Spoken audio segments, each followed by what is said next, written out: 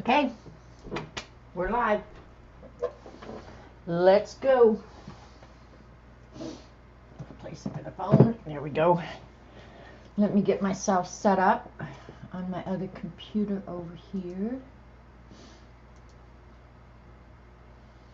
And we'll start doing fun stuff.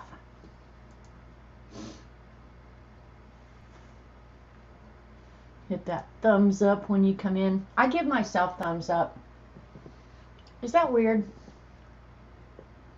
Probably is, but if that's the weirdest thing I do, it's all good.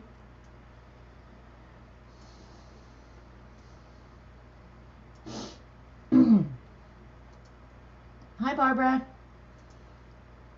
Okay. I hope YouTube sends out a notification. My notifications have been so messed up lately. I don't even know what to say. I didn't get one for Lena over the weekend. I didn't get one for Patty. Ugh. You'd think that would be just an automatic thing with YouTube, but whatever. Hey, Rachel. Just wanted to say thank you for just being here and sending a Niagara hug. Well, here's a Monkey Island hug right back at you, Rachel. Hi, Kathy Arbor. Okay, Kathy Arbor, where is my book? Where is my book? Where is my book? Last Tuesday, Kathy, I was working along with you in this handy dandy cool journal I bought.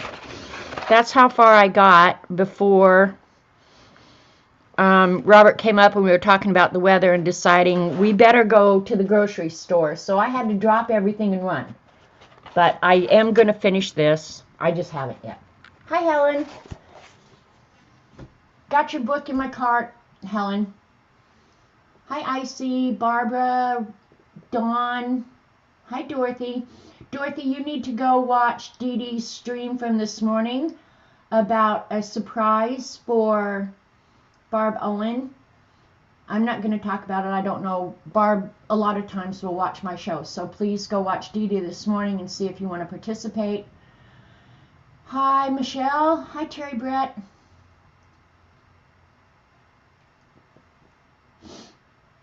Hi, Kalura. Shh. I'll be real quiet, Kalura. I'm having a good day. I love Mondays, mostly because weekends are weird, and I get up Monday morning for Dee Dee, so it starts the week out really good. Hi, Juanita. Hi, Jen. Jen put out a video of her scavenger hunt book, so if you don't follow Jen on IG, follow Jen, because she did a video of it, and her little kitty cat makes an appearance. And I'm really itching to get a cat, you guys. You finished it, Terry. Good on ya. Okay, I'm putting you on the list. Hi, other Janet. All right, Terry, you're going on the list.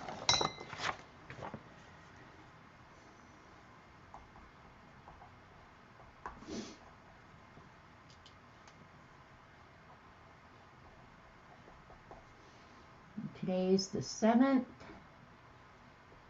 of February. God, how can that be already? Ugh.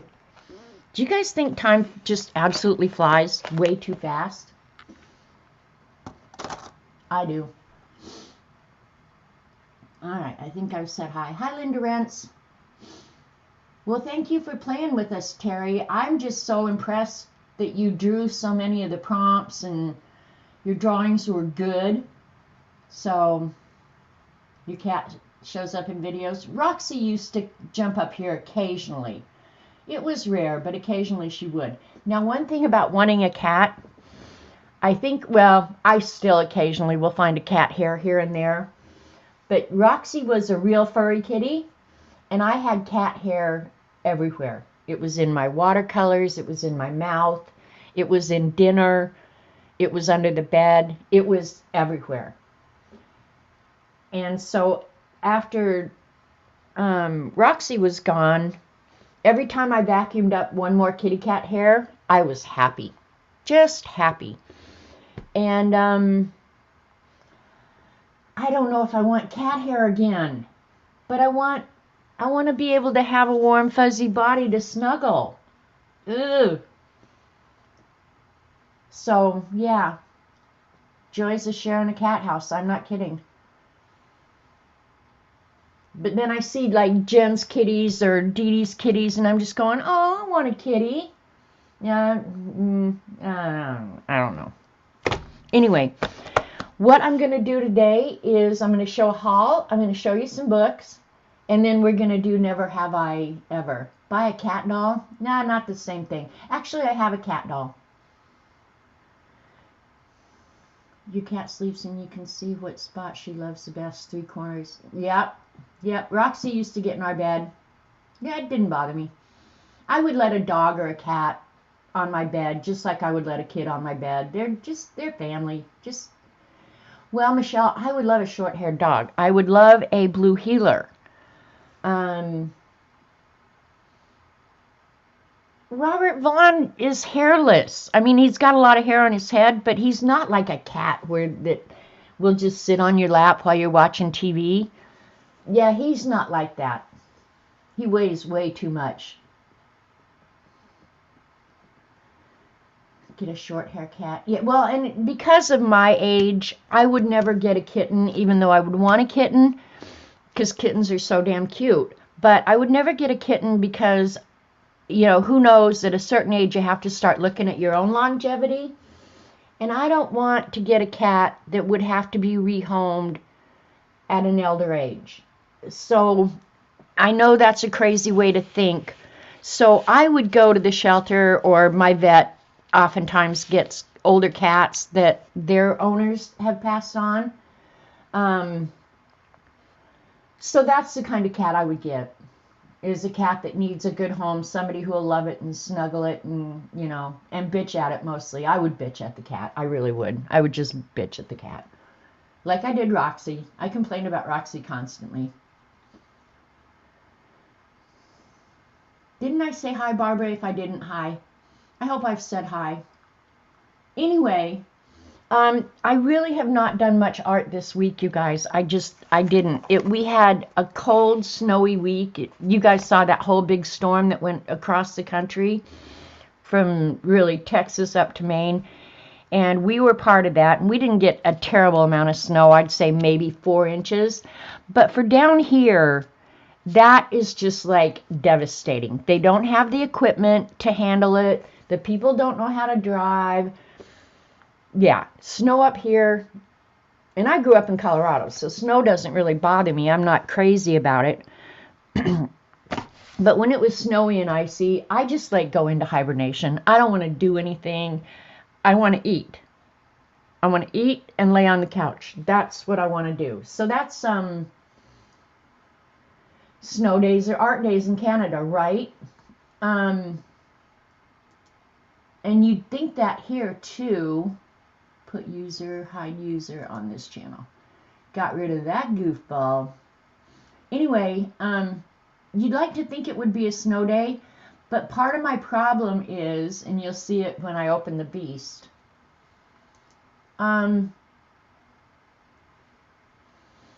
because we couldn't drive, or I didn't want Robert to drive. Look at this. I'll show you.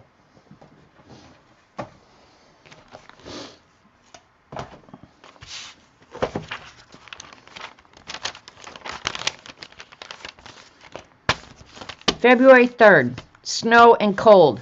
Look at, no coffee. No coffee. Robert didn't go get our coffee. And then on this day too, also no coffee. No coffee. So this day, the first day it was all snowy and crappy. It was a movie day. So I did a draw your day. So that's my feet sitting watching the TV. Eating chocolate. So that's a draw your day. And I wrote, I think a nap happened too. I'm pretty sure a nap happened. And then he didn't go on Friday, but we did have pizza. And I got a box from Z that I'm going to show you guys. And then I sketched what I'm going to draw on this day. I just haven't inked it and watercolored it yet. And then yesterday, the snow, right, Rachel? Being the sensitive little princess that I am, surprised that I made it through the day. And then yesterday, it was all sunny and beautiful, so I paid bills and started acting normal again. But really, that snow, it pretty much put me on my butt. You'd think that yeah. So, but I did play in the Beast a little bit. I mean, so it wasn't like I didn't art at all. I just didn't art much. Hi, Darlene. So, yeah. And then the only other thing I did, and I was wanting to, okay, you know how Dee Dee's been putting her, oh, where is it? Okay, it's on this page. Dee Dee's been using her stencils on her journals and stuff, and I thought, okay, I'm going to just do a few pages ahead and get some stencils down. Well, then, right, Kathy, you'd think, but these, he can buy them one day ahead, but he can't buy them multiple days ahead because they got a lot of ice in them, and ice cream. I could tell you how they're made, but anyway, by the second day, they're just not as good. Yeah, but that's why I left your stream, Kathy. I did go get a bunch of goodies to get through the snowstorm. So anyway, when I pulled out my stencils and I was going to get the ink pads out, because I'm partially insane, which should come as no surprise to any of you, I wanted to look at the colors in my stamp pads because they don't always match, you know, like, so I swatched all my stamp pads. So that's what this is. So if that's called art, then I did do art. Those are all the stamp pads. And I was able to test them all and throw away the ones that were crap. I did have hot coffee, Kathy. I just didn't have my iced coffee. But I did have regular coffee. So those are all my stamp pad swatches, and I did have fun doing that. So that's as much art as I did last week. It's pitiful. Pitiful. All right, and what else? My Z haul. Okay. Most of you already know that Zandra has closed her shop, Paint and Paper Studio. And I had waited until the last day to order, quite intentionally, because I was just going to buy stuff to help her close out her store, right? So anything that was left in stock, I was just going to order and even use it as giveaways or whatever. Hi, CB. So I got my Z package on Friday, which was good because I was coming out of my funk. And that's the tissue paper that she wrapped it in. It's unicorns. So this is zippy tissue. And I'll use it in something. I will save that. And then because Z was closing out her store, she sent you, your Z haul came today, Kathy, right? There's so much fun to get. So I don't remember which of this stuff I ordered and which stuff she just sent. And I was wondering, should I even show it because Z Shop isn't open anymore, but Dee Dee said, no, show it. So I know I did not order this, and I don't know that I've ever even seen this, you guys, and I can't believe that because I normally do look at Tim Holtz products. And I don't know how old this is, but it's a little canvas journal. So I'm not sure and I actually did find when I was swatching my stamp pads that I do have a stamp pad to use on fabric. So I don't know if I'm going to use this. Oh, I didn't get the stuff out of there. Ugh. Yeah, I don't know if I'm going to stamp in it. I don't know. I'm going to watch some videos and see what other people did with theirs. So if you guys have ever used one of these little canvas journals, I'm sure the stamp pads that I've got will work on here. At least the black. I have a black fabric one. I'm not sure about glue on this, though. So, I don't know. But I'll be playing with that one day soon. Probably on stream. So, if you guys have suggestions, fetch them up and give them to me so I know what the heck I'm going to do with this. So this will be fun to play with because it's not something I would have probably ordered just because I think it would have been intimidating. But I think it's going to be a cute little journal. Stamp and do some stitching. Well, I'm going to have the sewing machine out here pretty quick when I get some interface to use that Tim Holtz fabric that Dee Dee sent me. So I am going to have my sewing machine out. So that was a gift from Z, and thank you, Z. I did order the rose gold watercolor. I didn't realize that she was going to continue to do this. So if you like her rose gold or the blue whale blue, whatever, she is going to continue to sell that. I don't know if she's going to do it on her blog or how she's going to do it, but you'll still be able to get that. But I ordered the rose gold because I was afraid I wouldn't be able to get it again. And the rose gold is really, really pretty. I'd almost have to wet it. And then she sent me just a little sample, and I don't know what this one is called. But it's just a little sample of the white that's real sparkly. So those you are going to be able to continue to get. But she puts them in these little cute bags. Her packaging is so adorable. It's a fun place. Or it was. It's not anymore. And then she sent me a napkin. And then she sent me these script stencils, which are very cool. I'm not sure if I ordered them or if they were gifts. I suspect they were gifts. I know I did order 1 or 2 stencils. So she sent me all these script kind of stencils. I'm thinking I'm going to do something different with my stencils because right now I just keep them in a box where I have to flip through them. But I'm thinking about cutting some of these and putting them on a dowel. More like a closet. I don't know. But anyway, Z, thank you. I will use these. I love them. That's the sun gold. Okay, Kathy. I actually used when you did that or when we did that, I actually used the Paul Rubens. Yeah. And then one of these I know I did order. I don't remember which one. But you can't ever beat a good circle stencil. You just can't beat a good circle. So, but all of this stuff is probably available somewhere else. So if you see something you would want, I'm sure it's available at either Joggles or, other scrapbook or stamping websites. And then I know I did order some of this, but I don't remember which ones. Because I was just ordering the stuff that she had left in her shop. And it kind of all goes in a theme. So let me move my copy so I don't spill it. I love this one. And this is Stamperia with Leonardo. Yeah, so, and this is rice paper. I will too, CB. I didn't order frequently because I don't need stuff. Adventure is worthwhile in itself. Oh, and I did use one of these.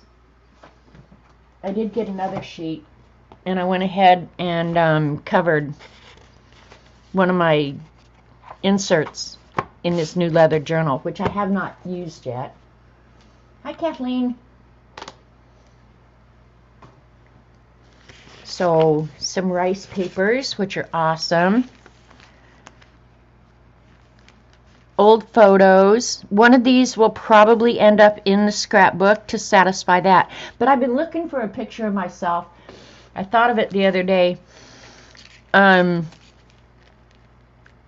would make you guys laugh. What a little shit I was. So, cool stuff, right? And these I'll cut out and use for sure. Believe in yourself, push your limits, and do whatever it takes to conquer your goals. Good advice. A journey of 1,000 miles begins with a single step. That's actually one of my very favorite quotes. Beware of airship pirates in this vicinity. And I never got into the whole steampunk thing, right? Rice paper is beautiful, Janet. It really is. Not all those who wonder are lost, unless you're me. Be the energy you want to attract. Life isn't about finding yourself. Life is about creating yourself. You are exactly where you need to be. Sometimes that's hard to remember, especially if you're in a crappy spot. But you learn from those. Do one thing every day that scares you. Getting out of bed. Hello. Duh. Memories, adventure journal. So I probably should put that in that other one that I just covered. So they're all very cool. I'm excited. I'm happy to have them. And then she also did send me a white Posca pen. Oh, and then I think I did order this too. The Vagabond scrapbooking. Now this stuff I'm pretty sure. No, they're not stickers. Looking in the mirror scares you. I hear you, Rachel.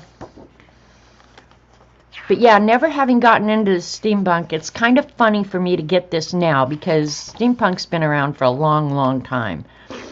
But late to the party.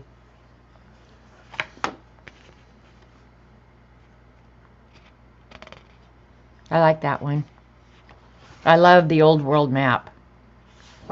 And the sheet that I covered, I think, came out of this. Maybe. No. Yeah, I don't know. So these you can cut apart, and they're front and back. That's the problem with this stuff. It's front and back. So you almost have to order two so you get one of everything. But I think the ones on the front and the ones on the back, you know, you could use them as tip-ins and still have access to both sides, right?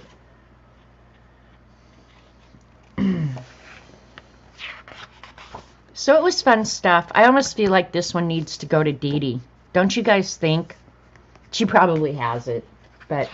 And Dee Dee, I think, was going to run out and do something before she showed up.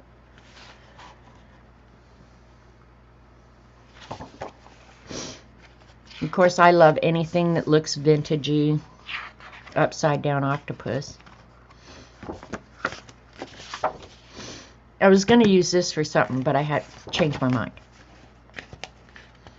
So there you go. These I'll have to fussy cut. So Z, I'm happy for you that you've decided to close your store if it gives you more time to art and do the things that you enjoy. I'm sorry for us that, yeah, because you always had such cool things, but on to bigger and better things. So that was my Z haul. And then today, I just got, well, it came yesterday, but the used to be everything I ordered from Amazon came UPS, so I got a hug when I got the order. Now we have an Amazon truck. That dodo head brings my boxes and just leaves them outside. Well, unless I hear a van or something pull up, I don't go outside and look, you know? So it sat outside all night, and it had matte medium in it. It was really cold. And I don't think it froze, but it's just like, why wouldn't you ring the doorbell? You don't have to wait for me, but just ring the doorbell so I know to go out front and look for something, right? Is that a lot to ask? Huh? But anyway, I think, Kathy Arbor, was it you that showed this book? I think it was Kathy Arbor. Kathy Arbor is an enabler. I love everything she shows. Everything. Her art, books, supplies. I'm not going to do clay though, Kathy. I'm not doing clay. But anyway, I needed another illuminated letter book. Like, I needed a hole in my head. But when I saw this, I was like, well, I need to own that. So for those of you that are doing the scavenger hunt book, I'm going to flip through this. So you can see some ideas of, they're all pretty simple. Use them as inspiration. I don't think I'll ever do one Well, unless I do it here in the book. I normally don't draw in my books, but this one I kind of feel like if I want to practice or just do something, I might draw in this book. Sometimes they don't ring and barely get it. Exactly, CB. It's maddening to me, really maddening to me, especially when I used to get a hug from hunky UPS guy, right? I mean, I'm getting robbed constantly. So it gives you every letter of the alphabet and just some quick ideas, very simple ideas of how to illuminate a letter. And then on this side of the book, it shows just quickly how you might draw the rose that appears in this one. But then you can practice the letter and everything on this side. And it's graph paper. I think you guys can see that. So the thing about grid drawing, and the somebody had mentioned the cartoon characters in my scavenger hunt book. Okay? You're not ever going to draw anything perfectly freehand. Well, unless you're Dee Dee, of course. For these cartoon characters to be so closely related to the actual characters, I did these with a grid. And if you've never done grid drawing, it's a great way to learn to see things. Okay, where you're just drawing what's in the little box. And that's one nice thing about this book, is it gives you the grids, so when you're transferring it, you don't transfer the whole letter. You just transfer what's in that one little box. And by doing that, you can pretty much recreate anything perfectly. Hi, Flo. So that's a nice thing about this book. But these little doodles, they're real simple. Yours don't have to be exact. I love that Z. It's almost like Kathy Arbor's F that we did the other day with the two little birds, lovebirds on the tree. So, yeah. I love it. This one's got a little mouse on it. How cool is that? So if I end up early today, I might just pick one of these and try and draw it. This one shows you how to draw a mermaid. So it's really, really a cool book.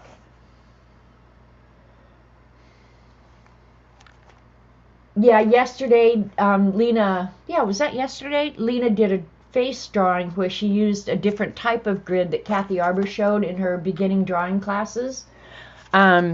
Really valuable drawing tips. So if you've not seen it, go back to Kathy Arbor's beginning drawing books or videos and do a couple of the lessons that she does in there. You will grow your confidence enormously. Enormously. It shows how to draw Celtic knot, which in illumination is a big part of it. But yeah, Kathy, I don't even feel bad that you enabled me. This one, I love this because that reminds me of my mother with a fairy on it. How to draw a fairy easily. She breaks it down by where the joints are, how to draw the lines between. An idiot is attempting to reach you Hang on on your just a second. device. Hey there. What are you doing? I'm streaming right now. Can I call you back? Okay, I'll be at a conference. I'll call you later. Are you okay? Is everything okay? I was just calling to catch up. Okay, good. All right, go do your conference and I'll talk to you later. Bye-bye. Okay, love you, bye. That was my son, Jamie. He literally broke his back. I haven't mentioned it, but that's been a stressor for me.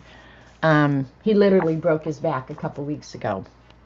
So I don't think he's supposed to be out driving, but I'll chew his ass later. So anyway, this is a very cool book. If it's something you're interested in learning, I would say get on it. How to draw a unicorn. So I'll be definitely doing some of the drawings out of here, for sure. Whether or not I work in the book, I don't know. Well, they were talking about surgery. I hadn't mentioned this. I wasn't going to talk about it on stream. But anyway, yeah, he got in a car accident, and his fault. He was just not paying attention, and he was in Florida when it happened, and he had to get back to Colorado. When he got back to Colorado, it was weekend. He couldn't get to the doctor right away. So it was a horrible, horrible weekend, believe me. I was worried about him. Anyway. And he's like Robert Vaughn. He can't sit still. So telling him to sit still and do nothing for a couple of weeks, well, it was actually 5 weeks. That's why he shouldn't be out driving.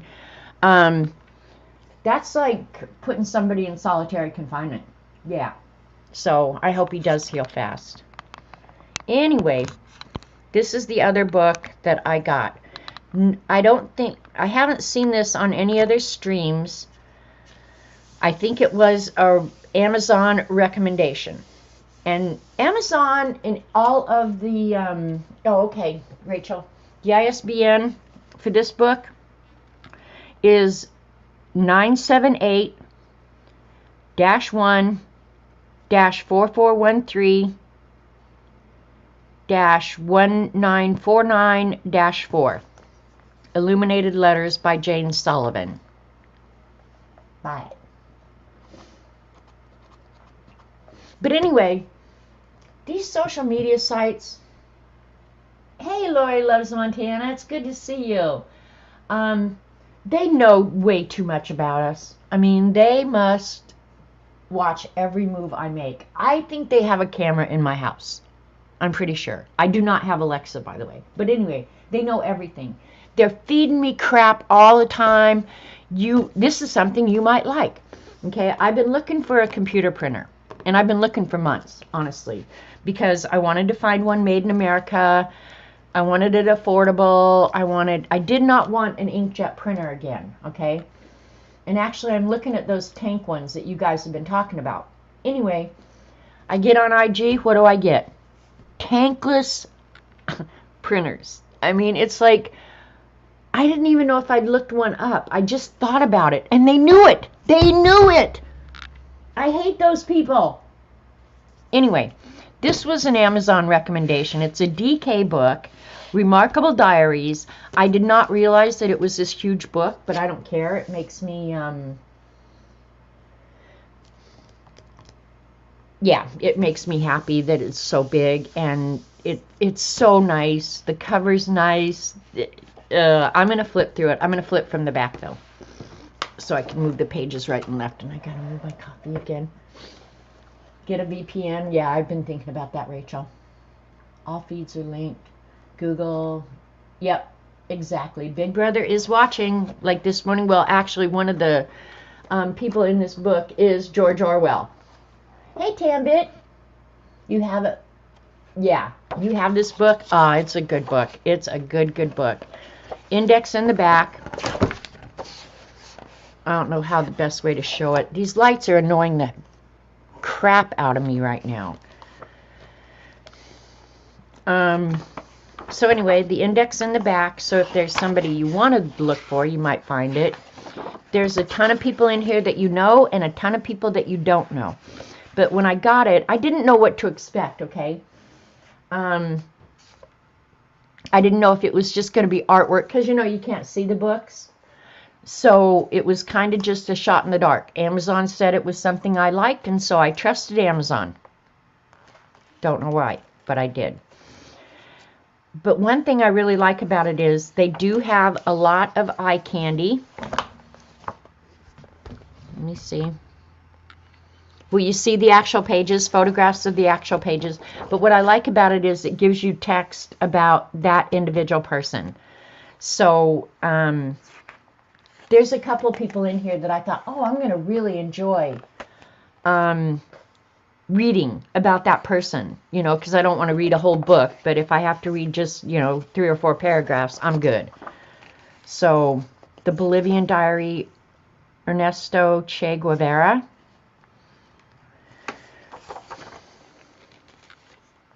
A Diarist, Carolina Marie de Jesus.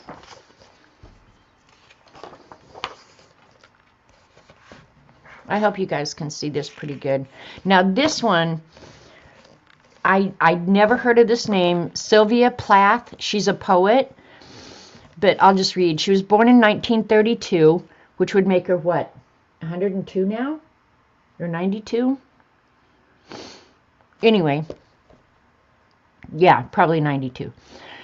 She began a diary at age 11 when she was growing up in Massachusetts, U.S.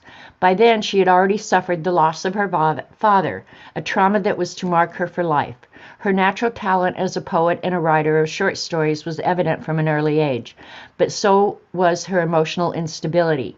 In 1953, while attending the elite Smith College, she was given electric shock treatment for depression, and she later attempted suicide, taking an overdose of sleeping pills.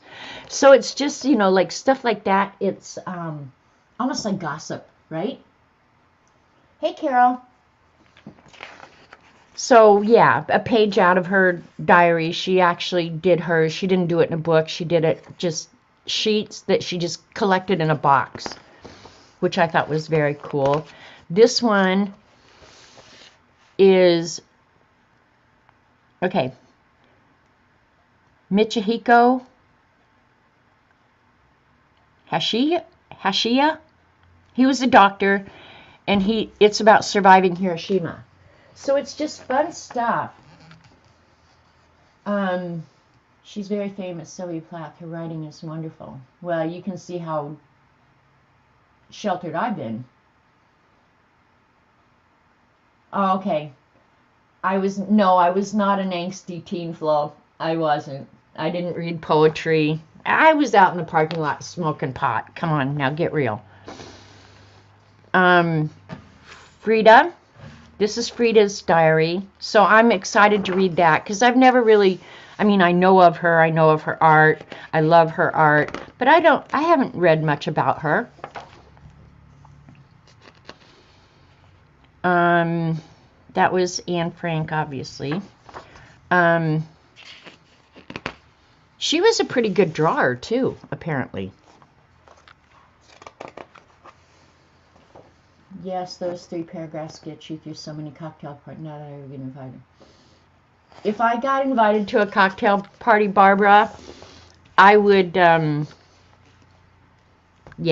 I would probably be ill that day.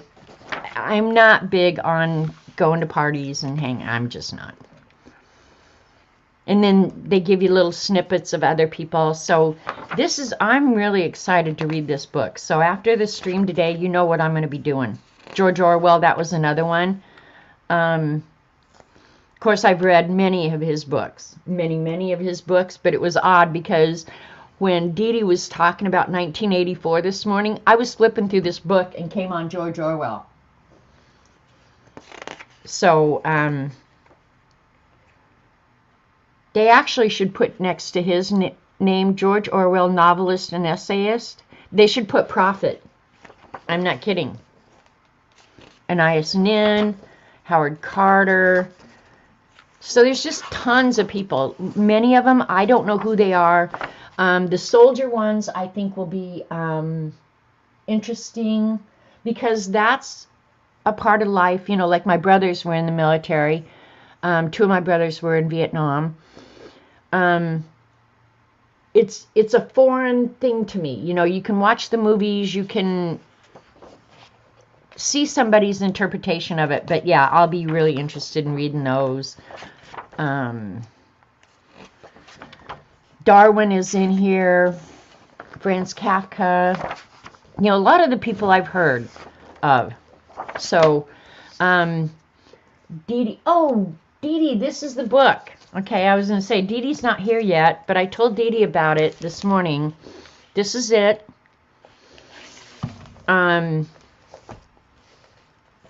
Yeah, you can see some of the artists. The only ones that I've passed so far were like Anne Frank, George Orwell. Yeah. So now you can kind of see what the book's about because they give you a lot of visual and then the text. So it's not like it's going to take a long time to read the book, but I think more than anything, just looking at their art,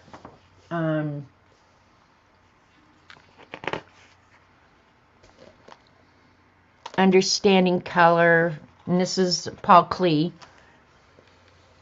So, yeah, I'm just so excited about this book. And it was really kind of a shot in the dark, you guys. I didn't know what to expect.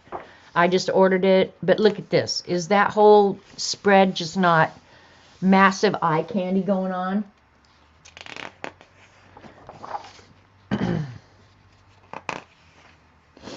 I like looking at people's handwriting. I'm not sure that handwriting tells you anything about the person, but I like seeing it anyway.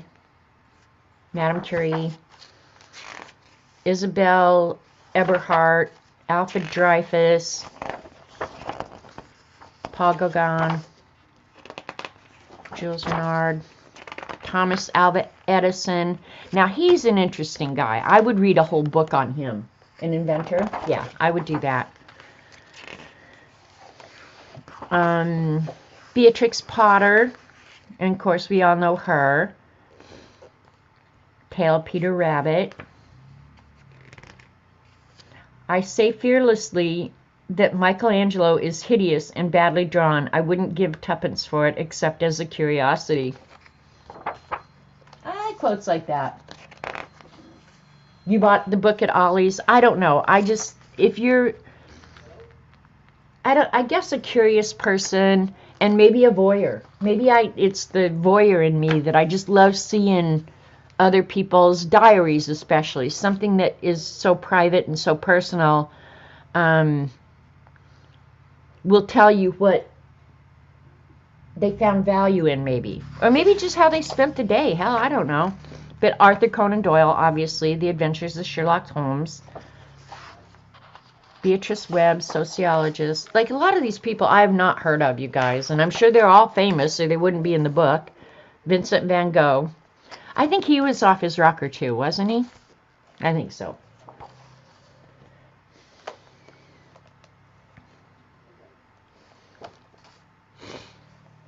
So, yeah, it's much the same now. Mary Chestnut, a diarist. Okay, this is one of the... Okay, now this is interesting. I never heard of her. The Diary of Mary Boykin Chestnut is recognized as one of the finest personal accounts of the American Civil War. Chestnut was born in South Carolina to a family of plantation owners in the American South, whose wealth depended on the work of black enslaved people. So, that would be an interesting diary to read. But look at that. Nothing but eye candy going on there, right? Note to self, have friends burn my diaries. Mine will end up in a dumpster. I don't have diaries as such. The Beast is the closest thing to a diary you'll ever see in my life. I used to try, you know, like I think all young people do, try and keep a diary. And of course I got them for Christmas and blah, blah, blah. Like, went to school today, fought with Don, tried to kill him, you know. So, here's another one. Entomologist. This would be an interesting diary just to flip through and look at every page. So, yeah. If you're a voyeur for drawings and handwriting, perfect book for you. This will be sitting out on my couch.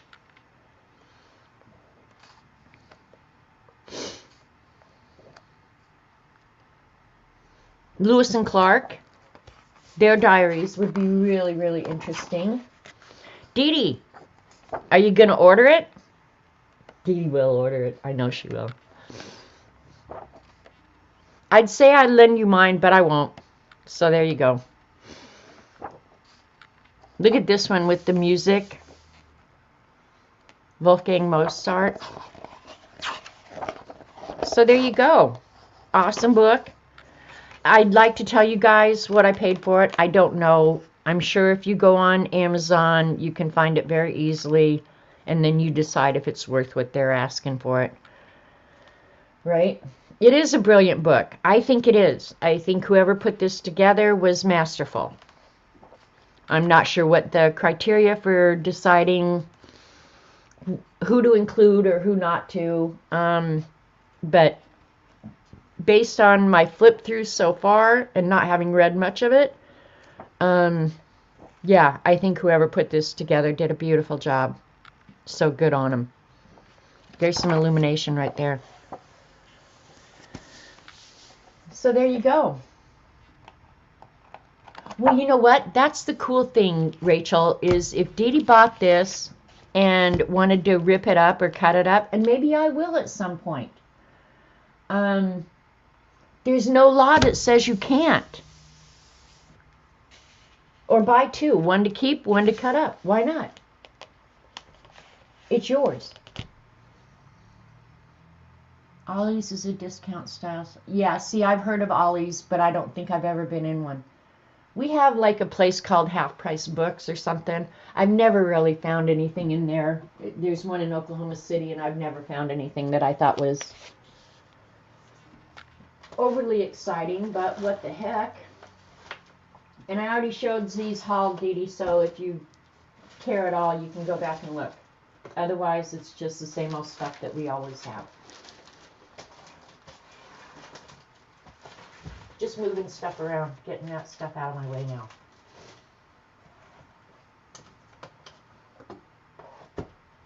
Okay, and then I think it was Kathleen. No, it was Barbara. That said she was almost done with the scavenger hunt book that she was not doing. She's been saying that since it started. Probably wouldn't cut that. See, I won't cut it up either. You bought it to cut up, but you're enjoying it? Yeah, see, I don't think I'll cut it, but who knows. Well, another thing you could do, if you wanted to use a piece of that, you can always make a photocopy of it. You can make photocopies of books and not invalidate the copyright if you use it in your own stuff. You just can't resell it. Even if you made a photocopy of it and used it in your work, you could not sell that. But anyway, it was Barbara who was saying that she wasn't doing the scavenger hunt, but every time I talk to her, she's only got like 5 prompts left. I think she said the only one she had left was calligraphy, and she was a little freaked out about it. Well, the thing about calligraphy, and I think the definition of calligraphy, is just pretty writing. So having to create an alphabet that looks like something in one of these books is not what it's about. So I was going to get out some lined paper, but I didn't. So let me just go grab some. I'll just do it in this book. This has dot grid. So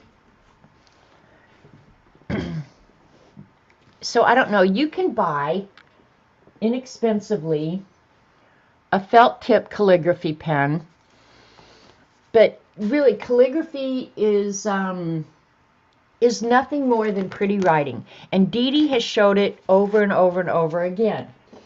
Use a supply you already have. Use the Crayola Super Tips, okay?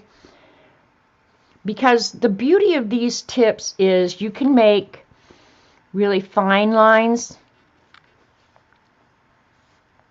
by using just the tip, the angle, and you can do really thick lines.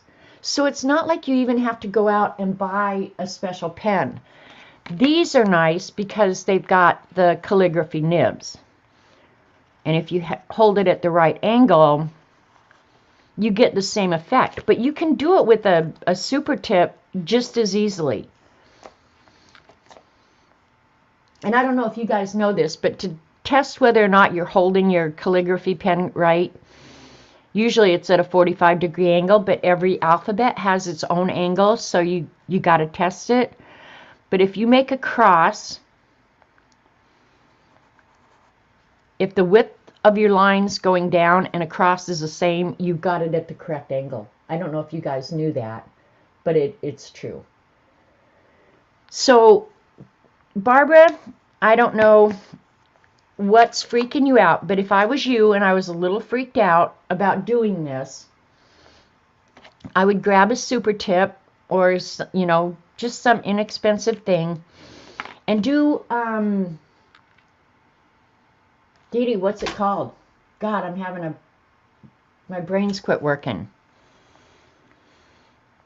Is it bubble lettering? Oh my gosh, what the heck? I can't think of it. Dee Dee will think of it.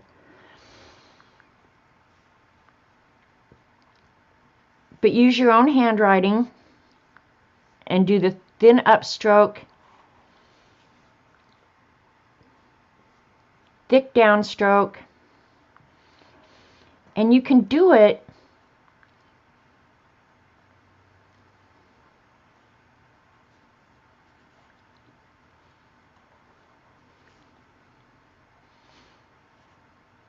with a super tip.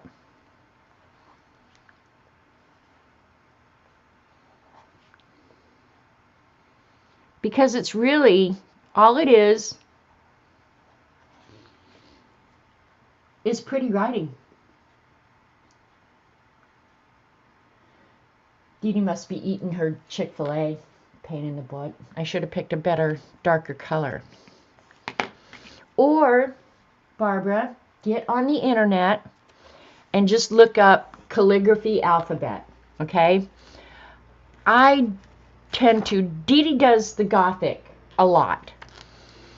But there's so many different alphabets, and that's why I like this Speedball textbook, because it gives you a bunch of different alphabets, and when it's showing you, it shows you the stroke of your pens. And if you're really serious about learning, this is what I would recommend. I don't know why I have this one marked, probably from something a long time ago. It wasn't for this. But it does show you each stroke to make. And you can find it on the internet. If you guys haven't watched videos of manuscript videos, watch some of those. People who get so good at it, they use a real fine pen to make swirls and stuff like that, and they're so confident. They don't pre-draw it. They don't do anything. If I want something done really well, I have to pre-draw it, get my spacing right. Now, after you've done it for, I don't know, if you practice for a month or so, pretty soon you don't have to do that. Dee Dee, what the hell is that writing that you and I were going to do? With the thin upstrokes and the thick downstrokes. God, I feel like an idiot that I can't think of that right now. But what I would tell you is get on the internet. Wow, thank you. Do much. Do I ever have homework? But I'm anxious to do this. I wouldn't be anxious about it. I mean, who's gonna grade it? Who's gonna judge it? Brush lettering. Oh my God. Ugh. Can you believe I couldn't think of that? Like when my brain goes dead, it goes completely dead.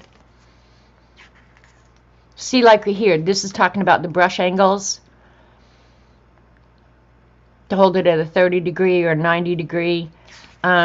I mean, if you really want to get into it, you can do that. But if I was you and I was a little bit anxious about doing this, I would do some brush lettering. I like the italic alphabet the best.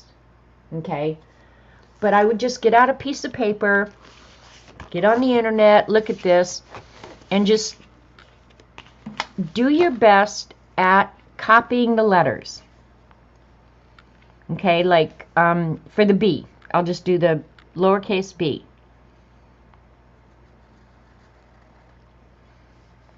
Not a very steady hand. But you do it in multiple strokes. You want to start your thing in here, go up, thin. If you do it correct, that's how you would draw the B. Not a very good B, mind you. But most of the time when I'm doing it, I just go like that, and it's fine. I still get the thick and the thin, and it gives you the idea. And nobody's going to grade it. That's the thing, Barbara. Nobody's going to grade it. Hi, Sherry. Now, if you are drawn in the drawing for the prize at the end, I'm going to make you show yours to everybody. What is the prompt on the scavenger hunt pet mean? Okay, Lisa, you get to interpret that any way you want. If you have a pet, you can put a picture of your pet. You can create your own pet. I'm actually reading again one of the Linda Berry books, and it's about comic making. And one of the exercises in it, and I haven't started it. Okay, you're eager to try it. Just give it a go. But one of the things she has you do in there is draw just a quick squiggle, anything. And then in the next exercise, you have to take that squiggle and turn it into a monster. Okay? I could say the same thing. Start with a squiggle and then turn that into a pet. Okay? So let's see. We'll give him a beak, a really, really skinny neck. Hump out his chest a little bit because he's got this big hump out there. Give him some chicken feet.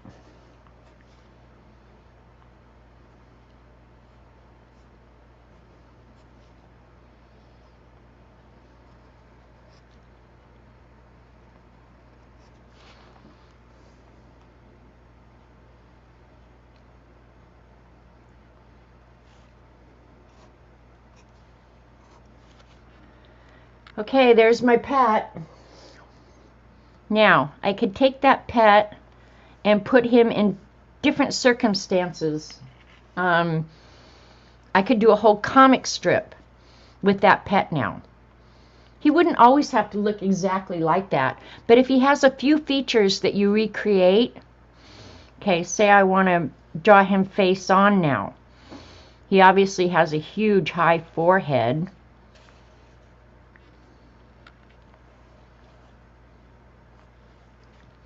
He's got some hair up here.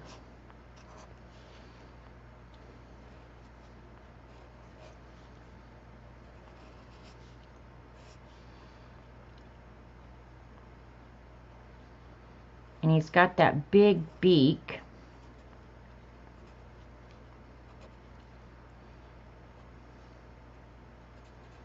So I didn't necessarily have to start with that same squiggle, right? But that's him from a side view. There's his portrait. So just get inventive, okay? If I wanted to give him an ear, I could give him an ear and then draw his ear on here. If I wanted him to have spiky hairs all over, I could draw that. So see what I'm, a bird camel, right, Flo? So that's what I'm saying is, you get to make up whatever you want. This exercise that Linda Berry did, where you draw the squiggle and turn it into a monster, that is very intriguing to me. Because it gets you outside your brain. So try that. If you don't have a pet, or cut out pictures of the pet you wish you had. Because I would have a whole book of monkeys. Or sloths. Robert won't let me have a sloth or a monkey. And it's a problem. So, anybody else have any questions that I can demonstrate? Okay, what would be a name for this guy? And somehow in my world he is a he. But if I wanted to, I could give him scales. He could be scaly bodied, because when I put him in other situations, it's those things that turn him into this. You know what I'm saying? Is you just repeat whatever features you've given him. And then you could put him in different circumstances. This guy could turn into a crosswalk guy, you know, showing kids where the crosswalk is and stuff like that. You could turn this into almost anything now. Now I can't wait to do the pet. Yeah, just make up whatever you want and give him a name and give him a life.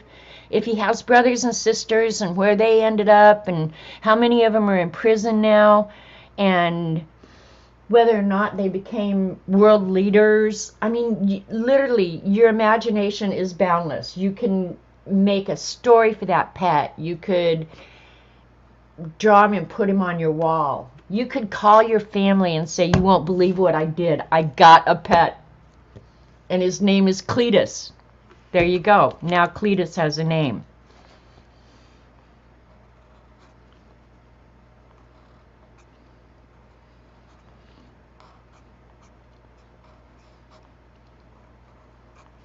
Cletus.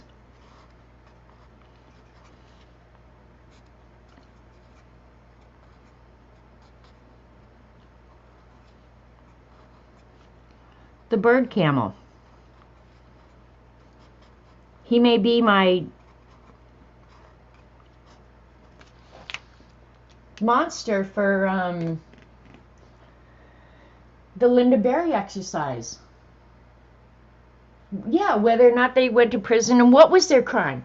How did they end up in prison? For real. I know what my crime would have been. Molesting random delivery guys. Yeah, I'm not sure if you go to jail for that. It depends on how old they are, but yeah, that's probably what would get me in jail. So hopefully that'll take care of your questions. But just use your super tips and do some brush lettering, and that counts. It counts. All right, now the next thing we're going to do is for the scavenger hunt is I haven't done the post-it note prompt or the never have I ever. So I pulled up the list. I just Googled it. Never have I ever. And one of the websites that came up was 250 best never have I ever. So I just thought, okay, I'm just gonna answer these questions and tell you guys on the ones I have done it, the circumstances. Okay, and I think it originally was like a drinking game where if you had done it, you got a point. I don't remember. Let me see if it says on here. Okay, the rules of Never Have I Ever are simple. Players take turns listing potential experiences they've never had. If someone has done the action in question, they take a shot or a sip. I'm not going to be doing that, but I will drink my coffee. If no one has done the action in question, the person who posed it takes a drink. Okay, so I've looked at the first 50, so I'll go down to number 51. Well, wait a minute. There's different categories, apparently. Let's see. All right, actually, I only read about the first 10. And I read them to you. Never have I ever peed in a pool. Never have I ever tried hard drugs. Never have I ever fallen asleep. So I'm going to go ahead, and I'm not watching chat because I'm on a separate screen. You know what? I could pull this up. And then I went in and pulled out fun post-it notes that I have hoarded that I don't use as a rule. This one's still in its package, and it might be just like that one. So that's how I'll put them in the book, right? All right, let me pick out a page in here. All right, do I want to do it on a pattern page?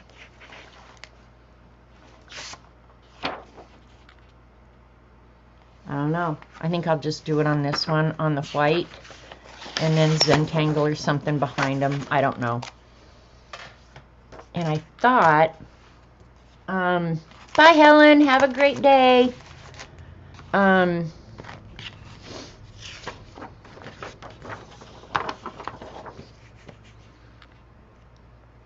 All right, where's that pen that I was using? I'll pick a pretty color.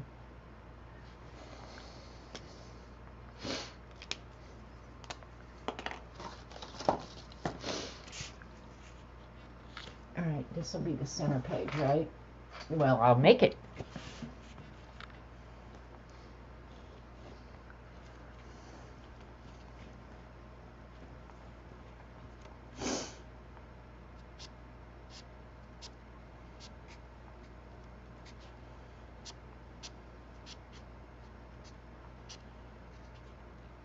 Never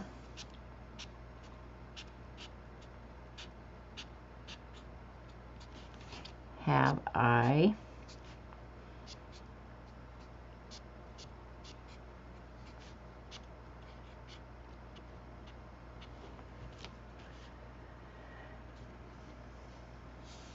So we're going to see never have I ever. But if I have done it, I'll tell you about it. Because you can't embarrass me. And I'll use these fun Post-it notes that I hoard. Let me pull up on my little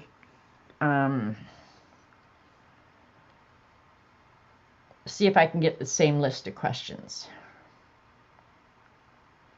Oh, and Amazon that I never closed. Can you believe that?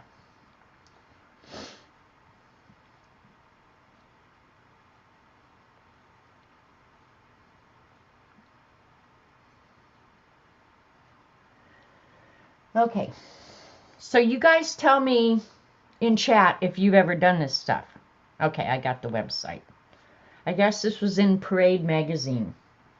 So it shouldn't be too risque, right?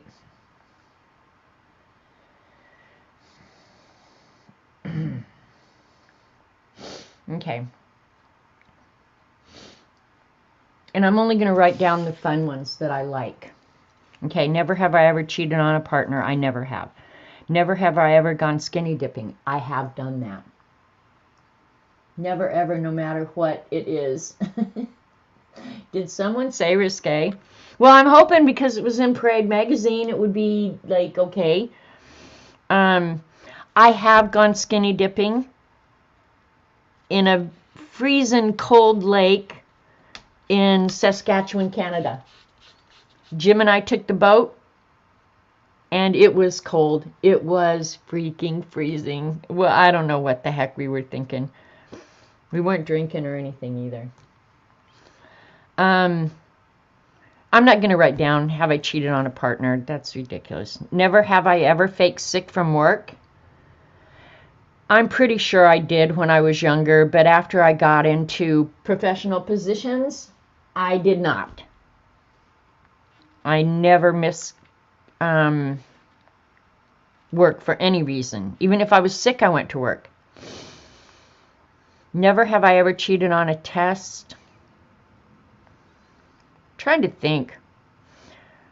I probably tried but wasn't successful. Never have I ever marched in a protest. I never have done that. So that's one I'll write down. So anyway, these are really fun Post-its. I think they were in the dollar spot at Michael's back when they used to have that. Do they still have it? I haven't been in a Michael's in so long. What the heck? What have you guys done?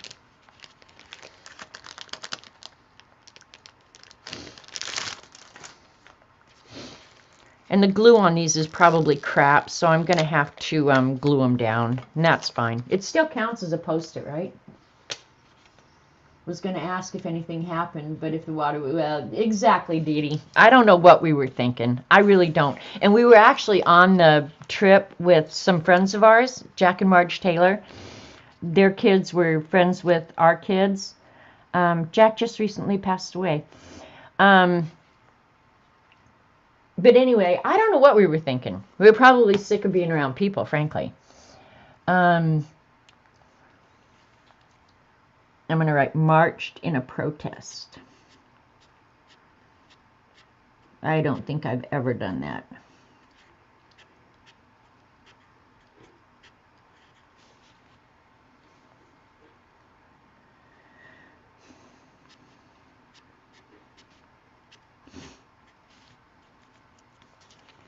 I guess I wasn't a really good 70s child.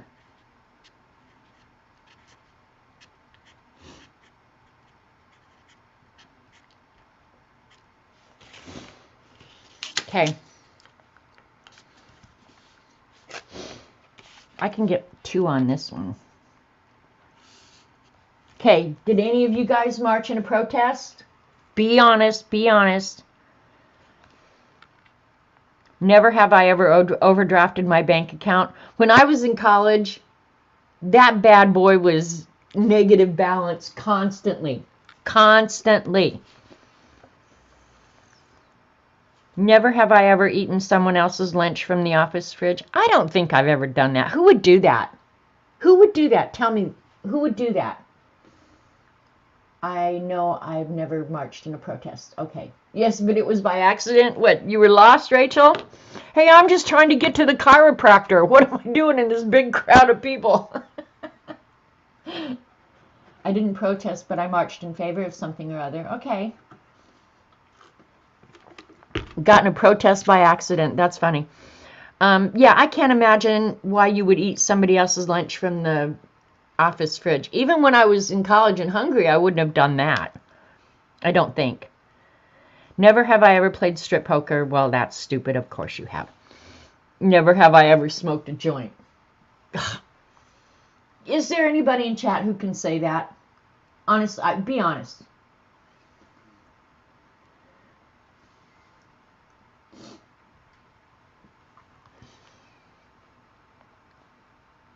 If there's somebody in chat who can say that, nope, never took someone else's food, never eaten anyone's lunch. Okay, see, people wouldn't do that. And the people that would, what is wrong with you?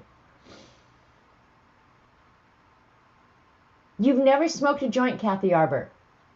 Wow. Robert Vaughn could say that he has never smoked a joint. Terry Brett has not. Well, good on you guys. I'm going to tell you, I smoked enough for you, okay? Just saying. Never have I ever peed in a pool. I think every youngster pees in a pool, so I can't answer that. As an adult who knew better, I did not pee in the pool. You've never smoked? Wow. I'd marched in a protest for higher tuition.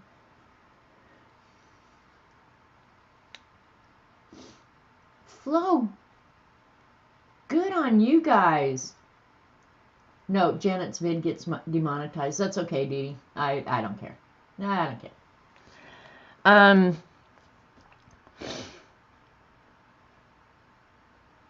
Never have I ever fallen asleep in public.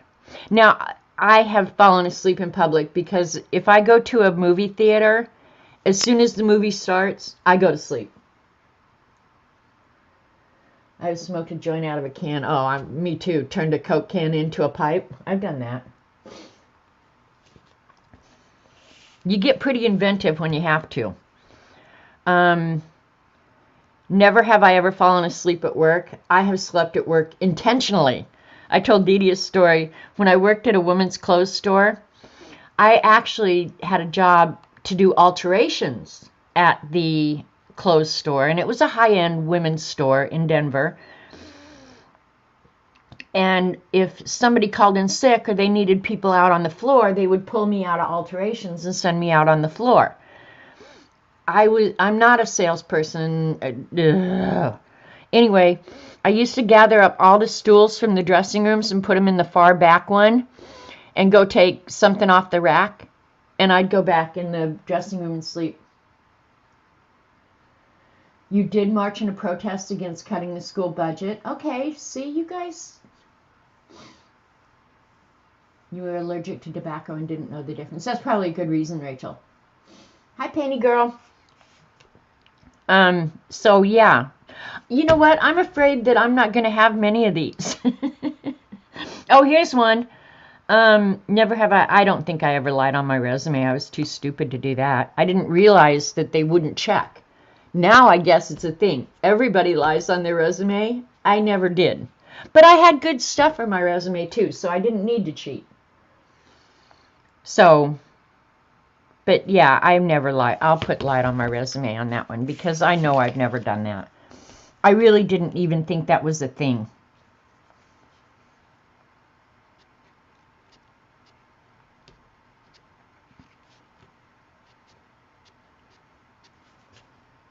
It's too easy to check, right?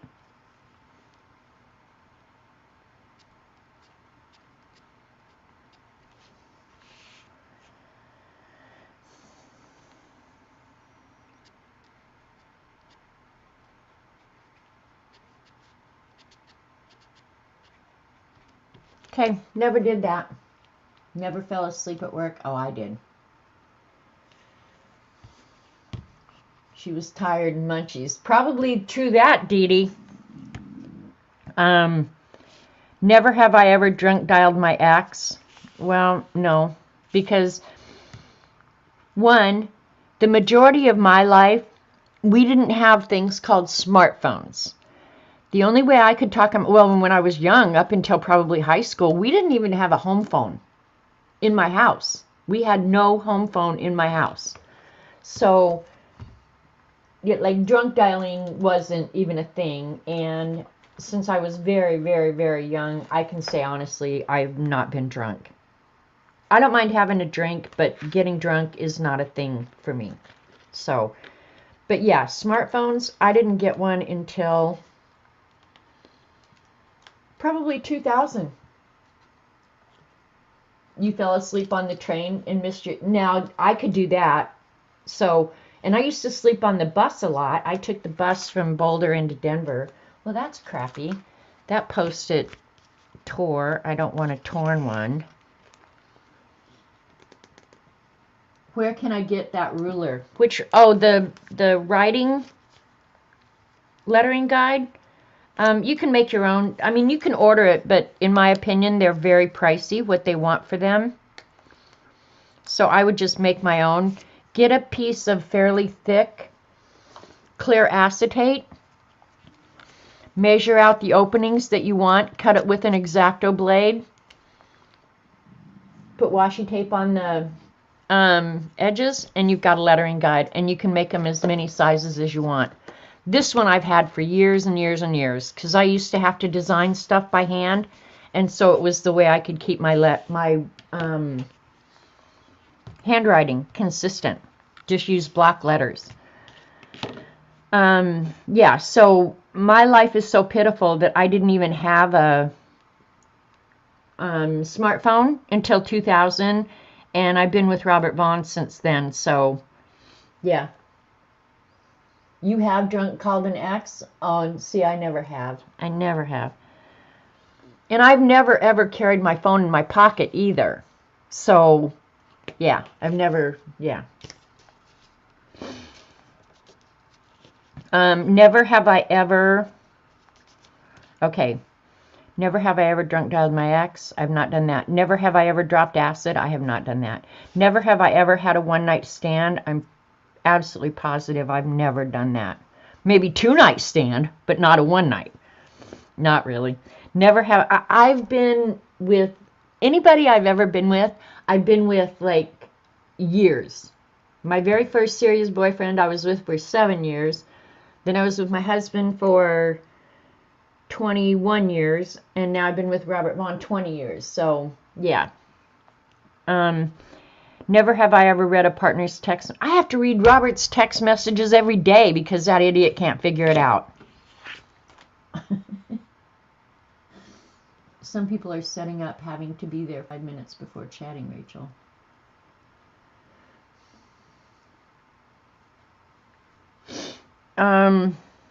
So yeah, I read Robert's text messages all the time. I read his emails all the time. But not because I'm looking for something nefarious. It's because, yeah, I have to do it for him. Never have I ever been hospitalized for something other than giving birth or being born.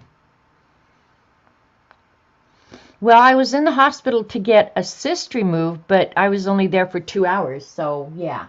And then I've been in the hospital with both Jim and Robert for extended period of time, but not for anything me personalized. I've never been in the hospital.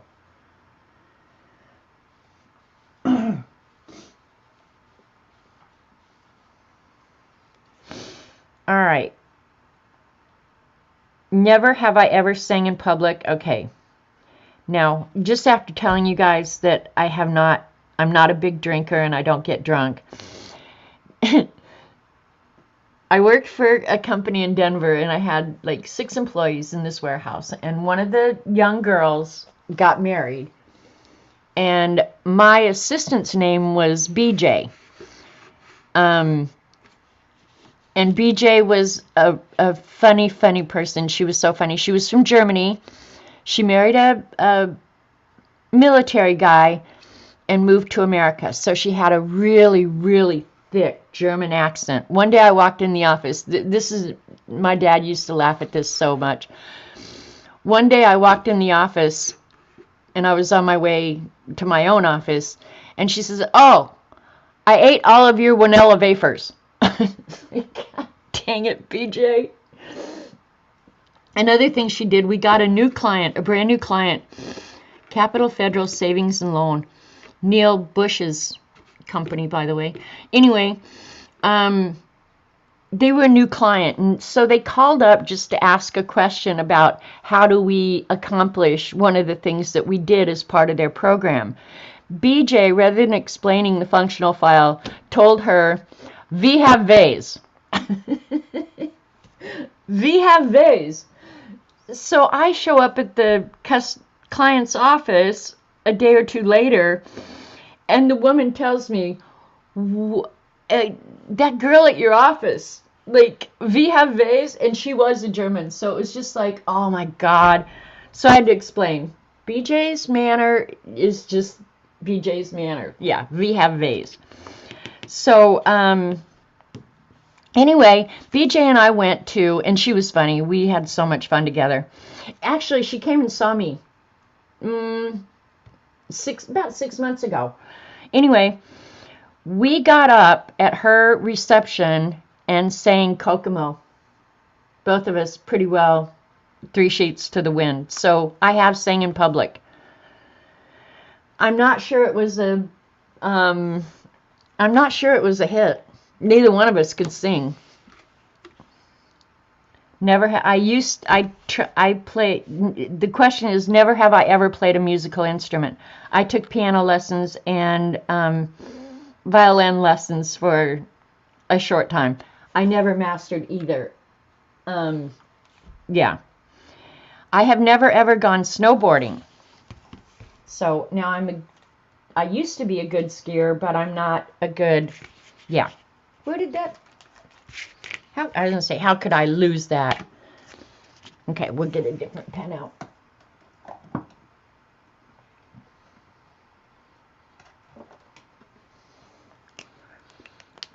I will glue these down because the sticky on them is pretty. I have never snowboarded, but I have snow skied a lot. All the boys snowboarded.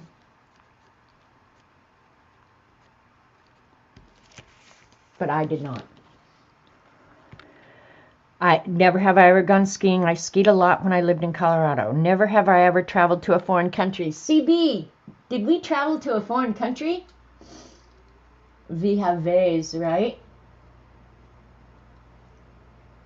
Yeah, I was not good at music. Never have I ever learned a foreign language. I know a little bit of Spanish, but if I go to Mexico, I impose on them and make them speak English. Never have I ever sent a stranger a drink. I'm pretty sure I have never done that.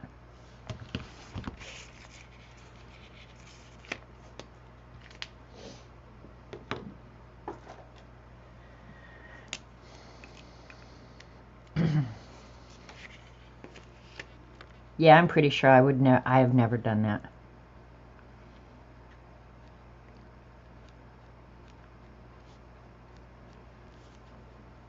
Have you guys done that?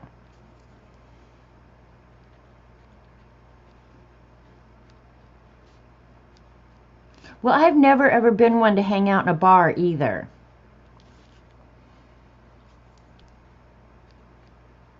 I used to go to restaurant that had a bar attached to it. And they used to have dance competitions, and I had a dance partner, and we used to go there and dance and occasionally have a drink, but yeah, I wouldn't. Oh, does Canadian count? I speak Canadian. That's what you get for hoarding Post-its.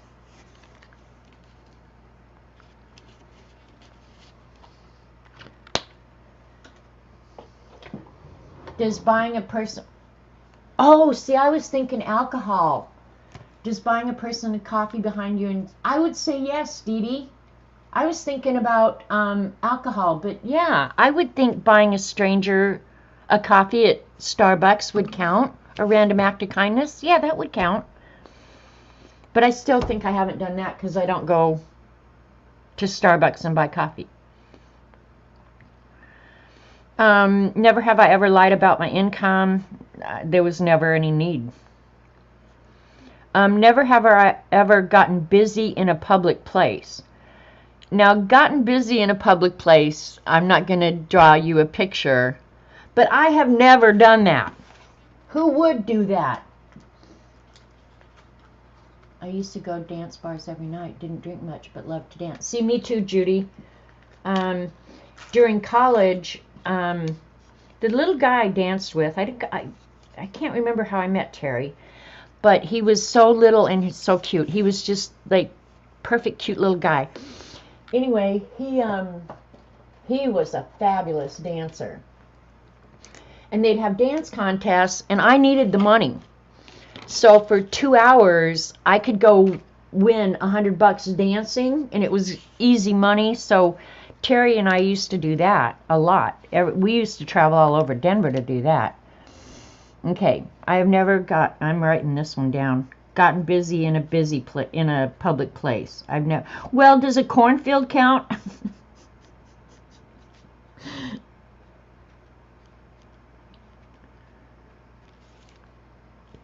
And you guys don't have to answer that one. But I never have, in not what I would call a public place. That would be just, no, that would be so nasty. Cornfield, however, I'm not sure. Cornfields count. No doors, so a park is public. Yes, a park would be public. If you could caught, it counts. Okay, here we've got a little bot there. Bye-bye, bot. Adios. I got him, you guys, so you don't have to. And I've been reporting him. So, let me just take care of that little butt head. I'd like to think that YouTube at some point is going to deal with that whole issue, right?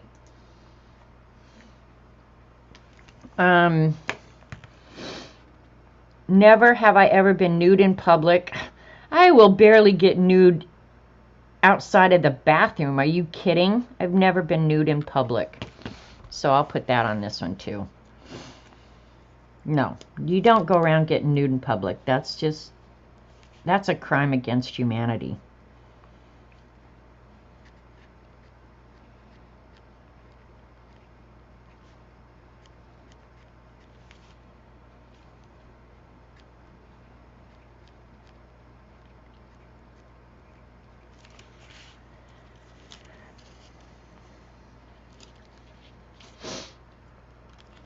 Okay, never have I ever. Okay, never have I ever. Well, yes, you skinny dipped. That wasn't public. That was very private. I did skinny dip. Yes, I did. My husband and I skinny dipped in Saskatchewan.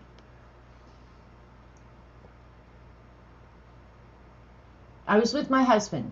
I was naked.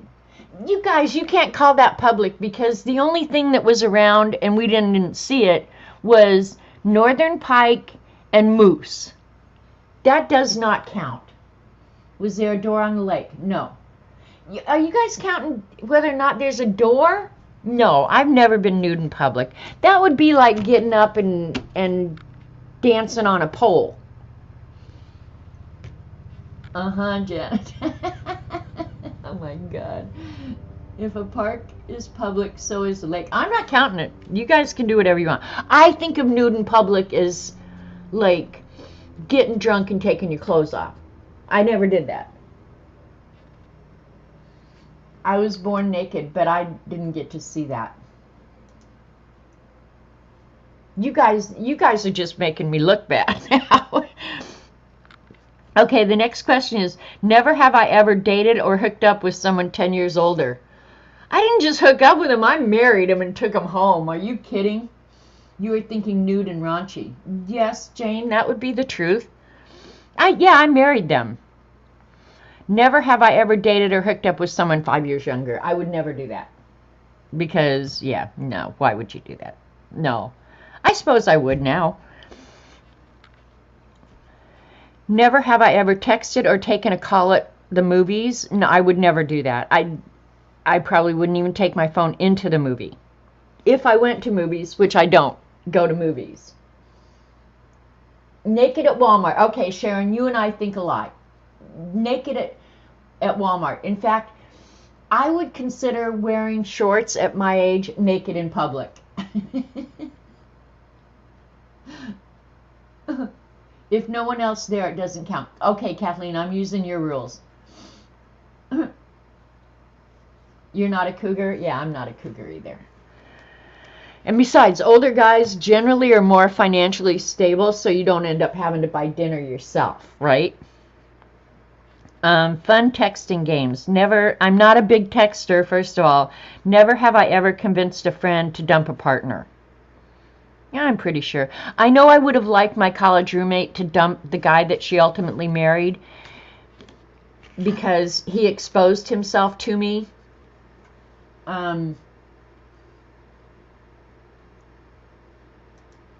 And it was a really awkward thing. And I had to it was one of those dilemmas in life where you really have to question, should I tell her, should I not tell her, should I keep it to myself? Because by then they were engaged. And I knew he was a very cool guy. I loved James. We had known each other for years. And he stayed quite commonly at our apartment. And I'd like to say that he didn't know what he was doing, but he knew what he was doing. And he took a shower, and he came in my bedroom and sat on my waterbed with a towel wrapped around him, and then acted like he fell backwards. And she was gone to work already. And I really had a dilemma whether or not to tell her, because it was obvious that it was not a mistake. And if I could have, I would have really encouraged her not to marry him. I don't think their marriage lasted more than a year. I did have a waterbed, Judy. I had waterbeds. I had multiple kinds of waterbeds. I had the kind with baffles. I had the original 70s kind. And then I bought a better one when I could afford it and got the one with baffles. I actually liked waterbeds. What the heck? Exactly, Flo. Like, what the heck are you even thinking?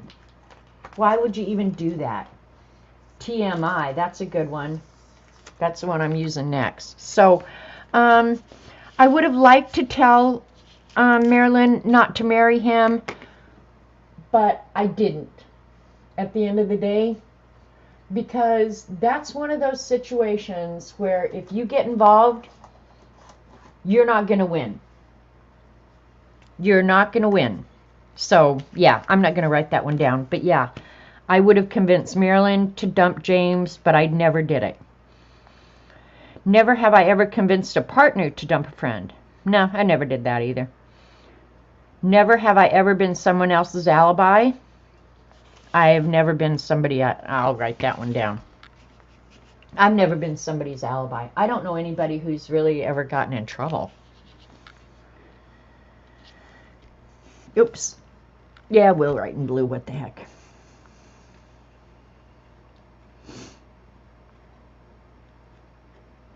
I'm trying to think if I know anybody who's gotten in trouble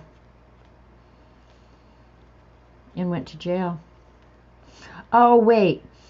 I haven't been their alibi, but yeah, a friend of my dad's got drunk up in the mountains, and I did have to go to jail and bail him out for my dad.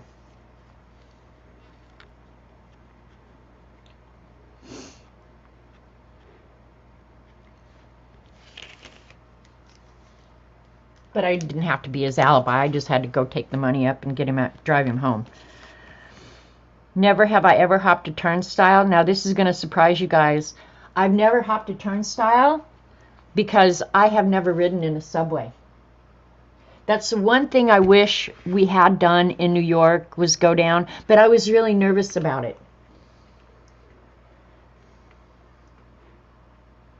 We are glad Janet isn't Catholic and inflict this. Oh, I would tell anybody anything. I don't care.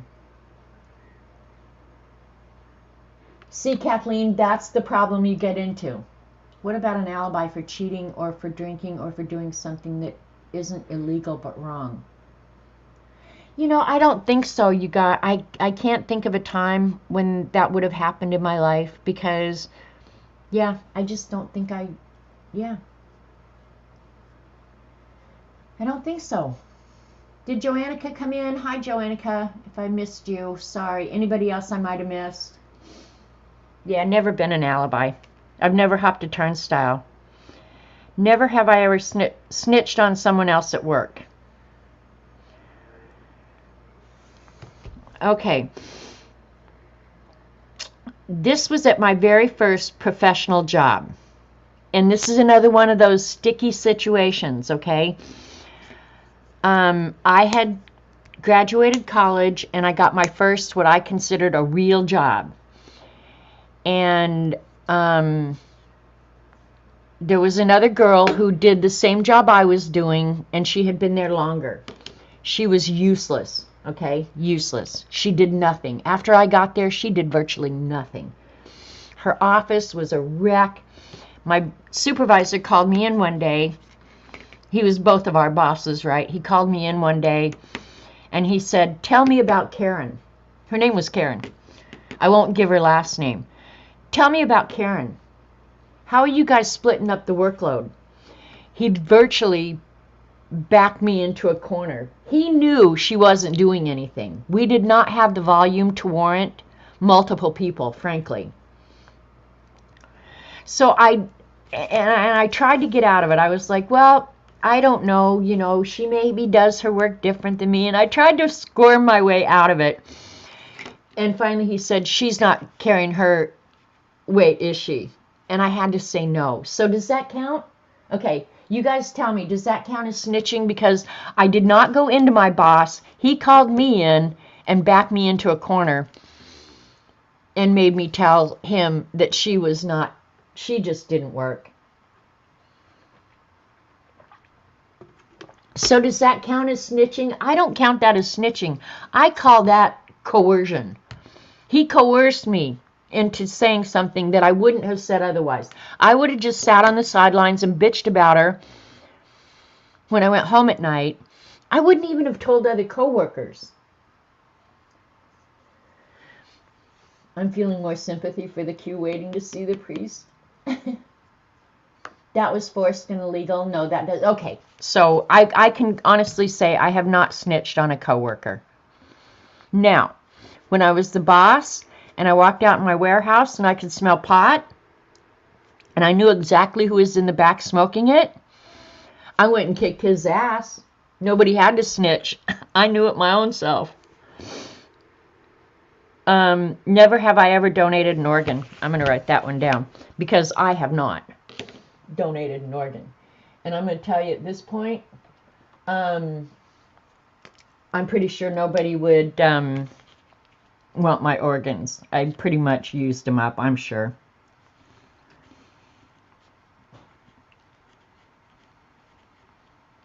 Has anybody here donated an organ? Now, on my driver's license, it does say that I would be a organ donor. I don't have a problem being an organ donator. Oh, wait a minute. I'm sure the question is indicating that I would be the organ donor, but I did donate Jim's. Just your brain. You only have one kidney? Well, Dee Dee, I would give you my kidney. You don't want it, but I would give it to you.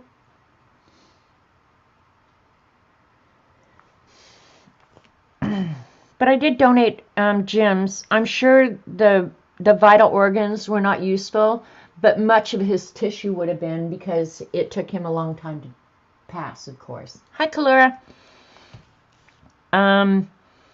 Never have I ever lied to a law enforcement officer. Okay. I've only gotten, I think, 2 tickets in my entire life. I think one was for speeding and one was for running a stop sign. I didn't lie about either of them, because why lie? But I did tell the one police officer, because it was 5 o'clock in the morning. I was on my way home. I'd spent the night with my boyfriend at that time. I wasn't married to him yet. It was 5 in the morning out in the country. Okay, so I came to a 4-way stop. Okay, and I rolled through it. I did not stop, and I didn't argue with him when he said you didn't come to a full stop. Well, I didn't, because it's dark out. I can see for miles in every direction. There's no car. So how stupid am I if I stop my car just because there's a sign over there that says stop when I know it's safe? Why would I do that? Why would I do that? That's the dumbest thing I've ever done. So I didn't lie to him, but I did kind of give him a talking to about how stupid stop signs were at 5 in the morning.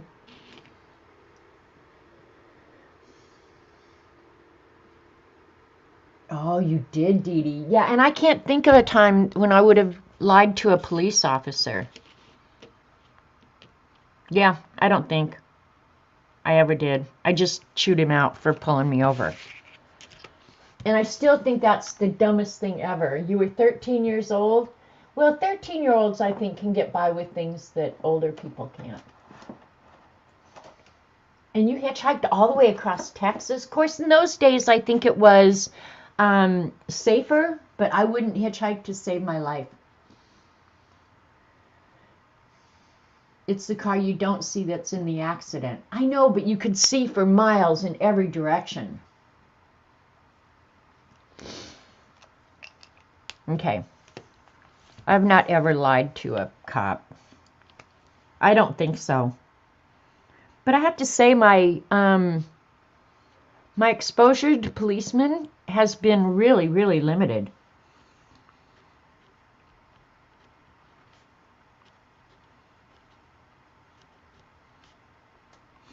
Now I just thought of another time I was pulled over. But I didn't have to lie because he never asked. But my brother and I were driving home from my sister's house, and we just smoked pot at her house, but we didn't have pot in the car. But when I rolled down the window, he said, "It smells funny in here. What have you guys been doing?" "Oh, we've been over at my sister's." Is that a lie? We had been at my sister's, but I didn't lie to him. If he'd asked me, I'd have said yeah. All right, never have I ever been a maid of honor. And I didn't get a ticket that time. Never have I ever been a maid of honor. I was at my niece's wedding. Never have I ever been a best man. Well, I'm writing that one down because that is absolute fact.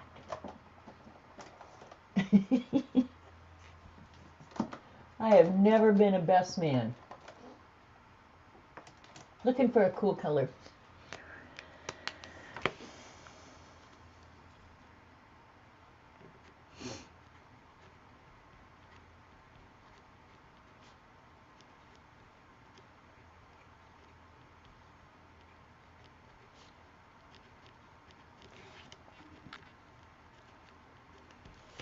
You know something else I've never done when I was just sitting here thinking about cops? I don't think I've ever had to, knock on wood, I don't believe I've ever had to call the police for anything either. I can't think of anything.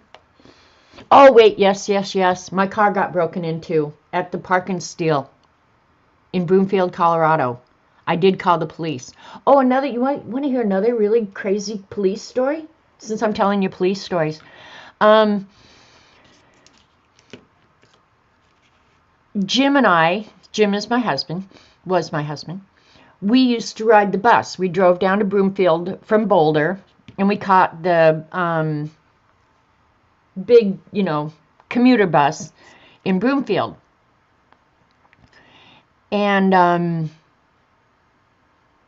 one night when we got off the bus, our car was missing. The car had been stolen. So I don't remember. Somebody had, of course, we didn't have cell phones then. So somebody took us over to the police department in Broomfield to report the car missing. And we always parked in the same spot. So it wasn't like we had to walk around and try and find the car. The car was not there. So when we got to the police department, they separated us. Now, we were business people. He's in a suit. I'm in a suit. We just got off the bus, right? Our car's gone.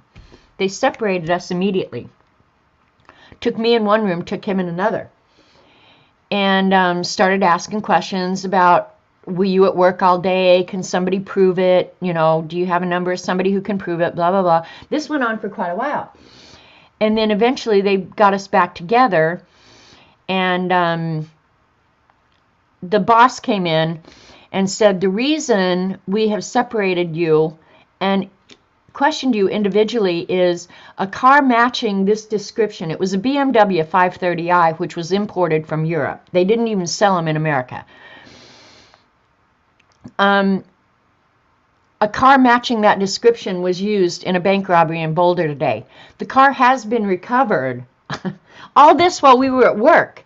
There was a bank robbery. It was our car that was used. And they had already recovered it before we ever reported it stolen. But it was weird that they separated us. And of course, both of us could say yes. We could prove that we were at work. But yeah.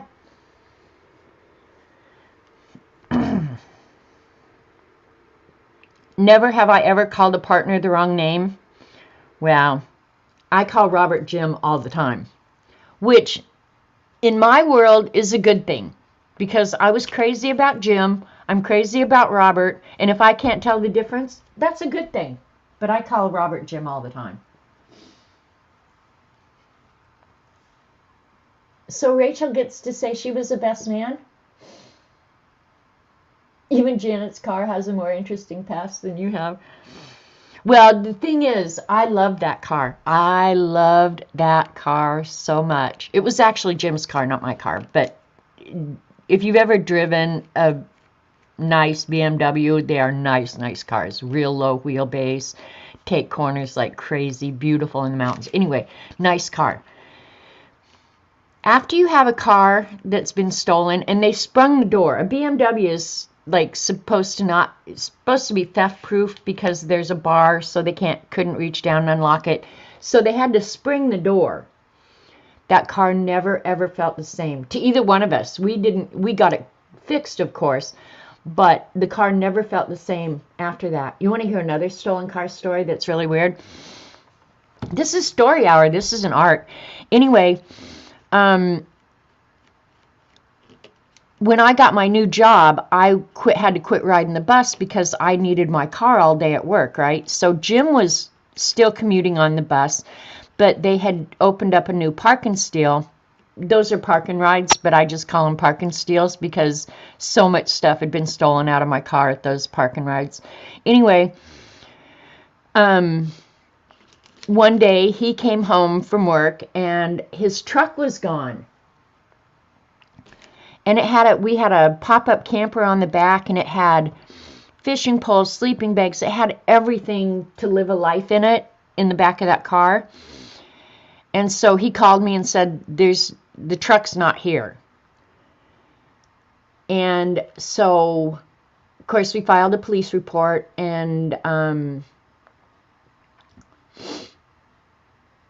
my mother and dad at that time used to travel between South Texas and Canada Texas in the winter, Canada in the summer.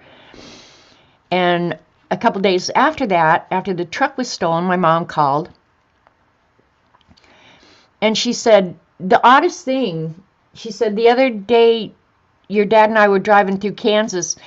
And the thing about the truck was, it was a navy blue Ford with a camper that we had bought separately, right? So it was two components that we had put together. So it was a totally unique truck.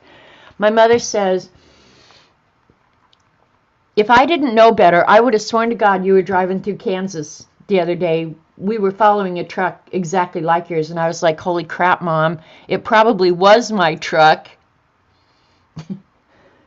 Because the truck was stolen the day that, like 2 days before that. And it was like, it probably was my truck. So my mom could have potentially, I mean, who will never know for sure, right? But my mom could have potentially saw that truck driving through Kansas on their way to Texas. Weird. Weird, weird. We never did get the truck back, by the way. Okay. Never have I ever thought a friend's baby was ugly. Okay. I can't even write that down because there are plenty of ugly babies out there. I'm sorry. All babies are cute. But my nephew, honest to God, they had to section him out. I shouldn't laugh about this. This is so bad. But honest to God, you remember on Saturday Night Live, the Coneheads? I'm going to say it because I've said it to my brother's face. I walked in to see Jack. And Jack, if you ever watch this, you know I love you. And you know this is true because I probably told you 100,000 times to your face. I went in to see that baby, and I was just like, holy crap, Don, you had a cone head. Honest to God, that kid looked like a freaking cone head. I'm not kidding you, my nephew. He grew up to be a very handsome young man, but when he was born, he was the ugliest kid with the pointiest head ever. So yeah, I thought a friend's baby was ugly. Never have I ever won more than $50 gambling. I have won more than $50 gambling. Never have I ever lost more than $50. Well, of course I've lost more than $50 gambling. I'm not a huge gambler, but yeah.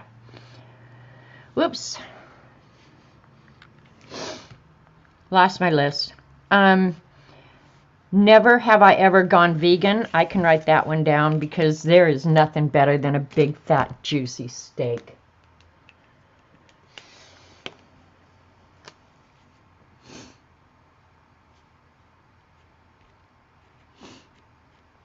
I thought there would be a lot that I could write down, but I'm failing.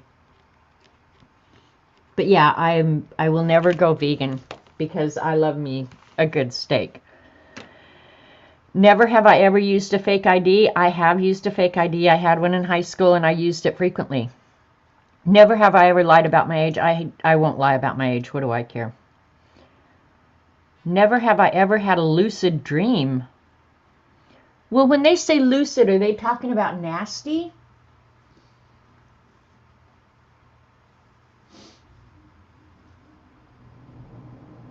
I'm a confirmed carnivore too.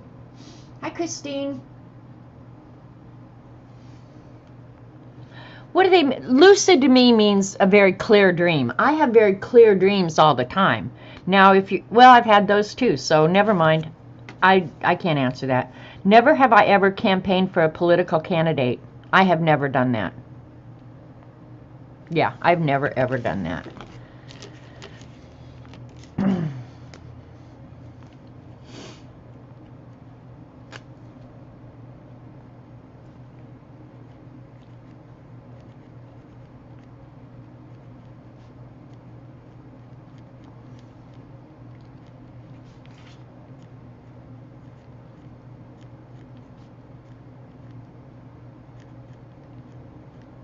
Ooh, barely enough paper there.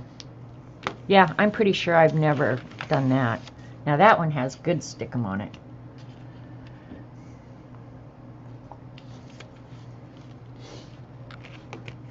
You've never had a car stolen? We've had those 2 stolen. I'm trying to think. Yeah, just those 2. Okay, that was TMI. We'll do OMG next. Yeah, no, I did lie about my age. That's why I said I can't write that one down. Because I used to have a fake ID and I lied about my age all the time.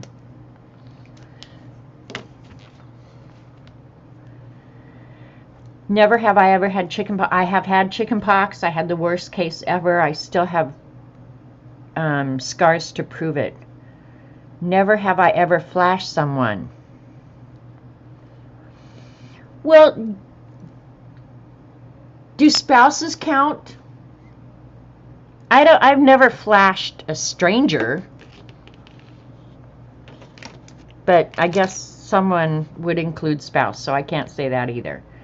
Never have I ever mooned someone. I can't say that either. Never have I ever lied to my best friend. We'll lie by omission, because I just told you about my roommate's boyfriend, and I didn't tell her, so that would be lying by omission. I can't think of a time I ever would have lied to my best friend. Now, okay, maybe I did because they wanted me to go somewhere and I lied that I didn't want to go. You can flash a spouse, that's what I think too.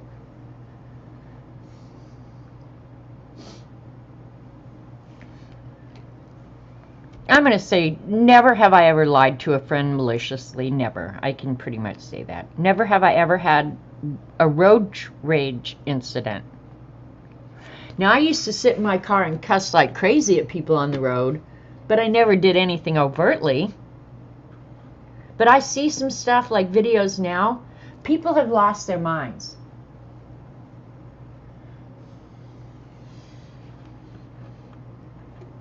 I would say no, but I mean, does flipping the bird count as road rage? Never have I ever cut in line on purpose. No, I've never done that.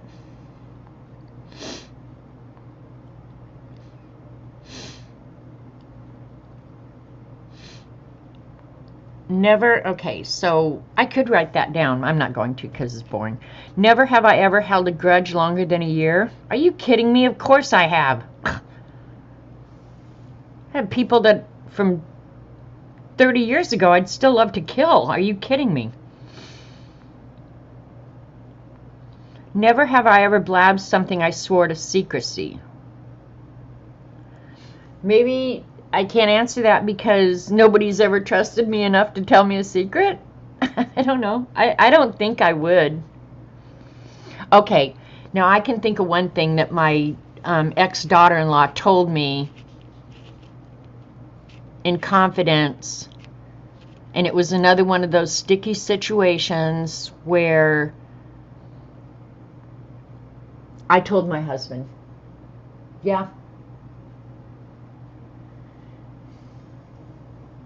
You cut in line with your sister when you had to catch the last plane from... Well, I don't blame you there, Dee Dee. Okay, flipping the bird or hung... Okay, then I've never done road rage. Never lied to a friend about anything important. Yes, see, I don't think I have either. Other than by omission, I can think that one time. But I did tell my husband something that I told my daughter-in-law I would not tell. But it was a big enough secret that I could not bear it alone. And I knew it was going to change the dynamics of our world, so I felt like I had to tell him. But I don't think telling your spouse stuff is the same as going around blabbing a secret. You guys tell me what you think. That's one of those morality things. But no, I did tell Jim something that I said I would not tell. I can hold a grudge too. In fact, the grudge that I hold is that same daughter-in-law. Just telling it so I can get more street cred with Rachel. Dee Dee, you, like, if you looked up street cred in the dictionary, I'm pretty sure your picture would be there. Are you kidding me? Never have I ever ruined someone else's vacation. I've never done that. Wait a minute, ask CB. CB, did I ruin your vacation? You and your spouse are one, so it's like talking to yourself. That's why I think too, Joannica. I don't think telling your spouse something is divulging a secret. A secret is a secret. Never share it unless you want it to be public. Yeah. No way you are. Thank you, CB. So I didn't ruin CB's vacation. Hopefully I didn't ruin Z's. I think we had fun. So I can't think of a time. Because I've only ever vacationed with my parents. The only time I've gone, I'm trying to think. Like going with CB and Z, that was like totally out of the ordinary. So I don't think I ever did that. Never have I ever chipped a tooth. I don't believe I have ever done that. Never have I ever tried a fad diet. No, I've never done that. I've got to write some of these down. Yeah, I've never done a fad diet because I've always been skinny as hell, so until recently.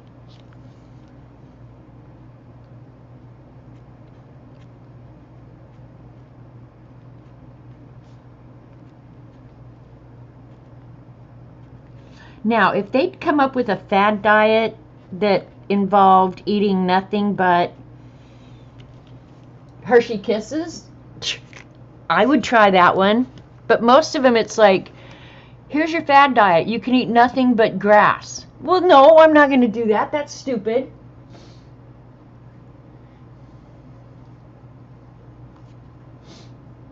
They tried to kill you one day.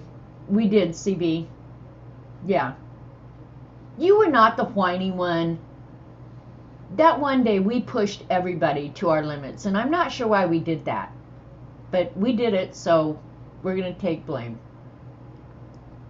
I wish we could do it again too, CB. I don't see that happening, but yeah, I would do it again too. Never have I ever cut my own hair. I cut my own hair all the time, to this very day.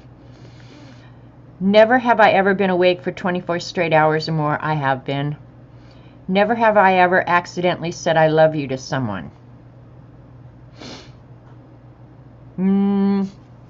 That's a weird one. Never have I ever accidentally. No, if I say I love you to somebody, I mean it. Yeah, so even when I say it at the end of streams to you guys. Do I want to kiss you on the lips? No. Well, maybe some of you. But I like to tell people I love them. In fact, my family was not big on saying I love you to each other. But after I married Jim, we were all big on saying I love you. And so I started saying it to my family when I was getting off the phone. Okay, bye, I love you. To this day now, my family says I love you to each other. I think they're important words. I think you should tell people you love them. And you can love them in different ways. I mean, like some people I want to kiss on the lips, some people I don't. But it doesn't mean I don't love them. It means I don't want to kiss you on the lips. Different deal, right? Yeah, how can you say I love you accidentally? Thumbs up. Janet needs it with this one. Why, Dee Dee? This is fun. Never have I ever cried or flirted my way out of a ticket. No, I've never done that. You think YouTube won't like this?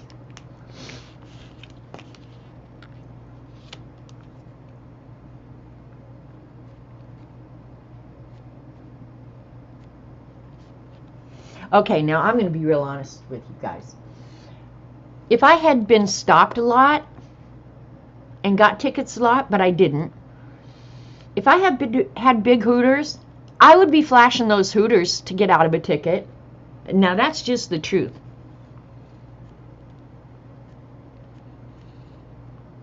My problem is I don't have big hooters.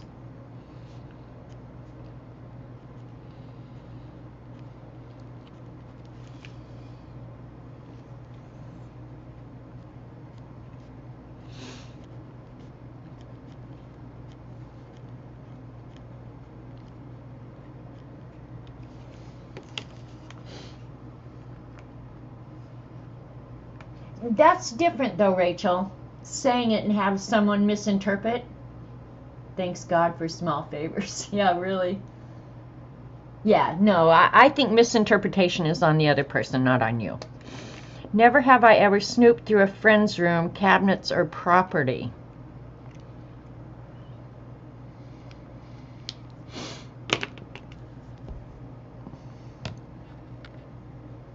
I've only ever lived with my family, my college roommate. Yeah, I can't think of a time when I would have been put in a position where I'd have to snoop for anything. Now, when I was a kid, I will say this. My mother favorite candy was those orange slices that have sugar on the outside. Right? You guys know what I'm talking about. Orange flavored, orange jelly candies with sugar on the outside. I don't jujus, or I don't even know what they're called. Now, I used to sneak in her room and take her orange fruits. But the thing is, if she'd asked me, I would have said I took it. Flashing again. So glad your Hooters are small. It is what it is. I'm skinny with no Hooters. What the hell? Yeah, I can't think of a time when I even had to do that. So no, I wouldn't do that. Never have I ever gotten busy in a car. Okay, we already know about the cornfield, so there's that. Never have I ever worked with someone I couldn't stand. Oh, I have worked with people that I could not stand. That's true, Christine. I have a good butt and good legs. But no boobs. So there you go. Yeah, I worked with people I couldn't stand all the time. Never have I ever had friends with benefits. I have never, ever done that. I married those boys.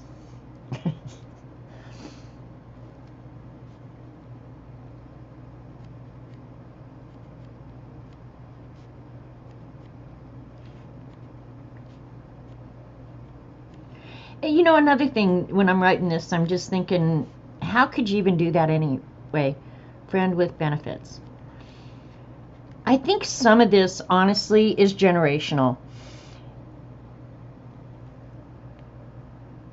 I think young people today would just be shocked to learn that when I was growing up, like, any kind of sex before marriage or anything like that was totally taboo. Totally taboo. So the idea of having a friend with benefits would be so foreign to my generation. You guys are about my age, or I would think. We might have a few younger people here. But growing up, in my world, having a friend with benefits, that would have been unheard of. You have. Okay.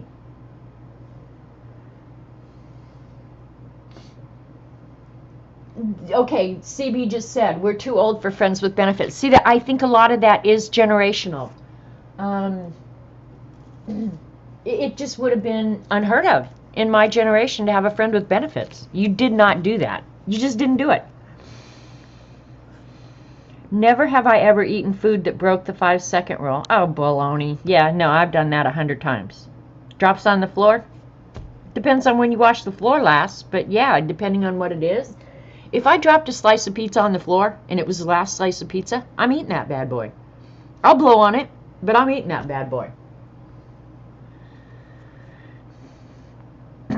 Never have I ever spent an entire day watching reality TV. Okay, reality. No. Now, I have binge watched something for an entire day. I'm going to count that as a yes. But reality TV, no, I can't think of.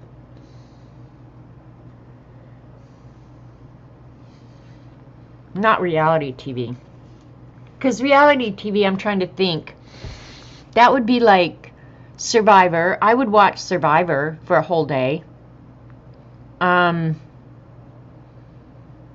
Or Real Housewives, or some of those. No, I've never spent the whole day doing it, though. But now, Downton Abbey? I would watch Downton Abbey from morning till night, yeah. But if they're saying specifically reality TV, I'd have to say no. Never have I ever done that. Never have I ever sent nudes. Now that one I can write down. I can't think of a time when I've ever sent a nude photo. I would never do that.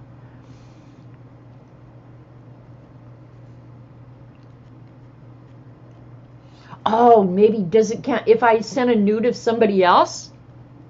It doesn't say about yourself. But I haven't sent nudes of anybody else either. That is unreality. Yeah, Downton Abbey is unreality TV. That's what I think too. Surprisingly, CB, even in my high school, and I graduated high school in '75, we did not have any girls that I know of that got pregnant. Never have I ever received nudes. I don't think I've received nudes either. So I'm writing that down. That is not an invitation, you guys, okay? Hey, Z.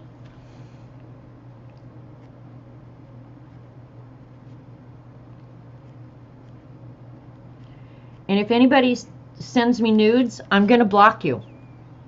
Ain't nobody needs to be seeing that stuff.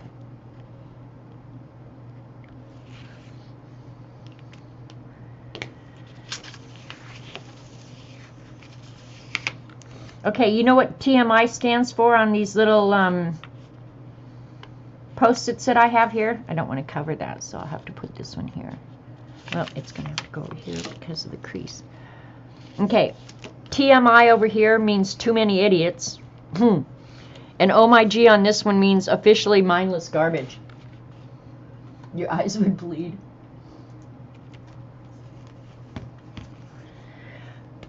Z, we're playing Never Have I Ever. Never have I ever blamed a fart on a pet. Now that's ridiculous.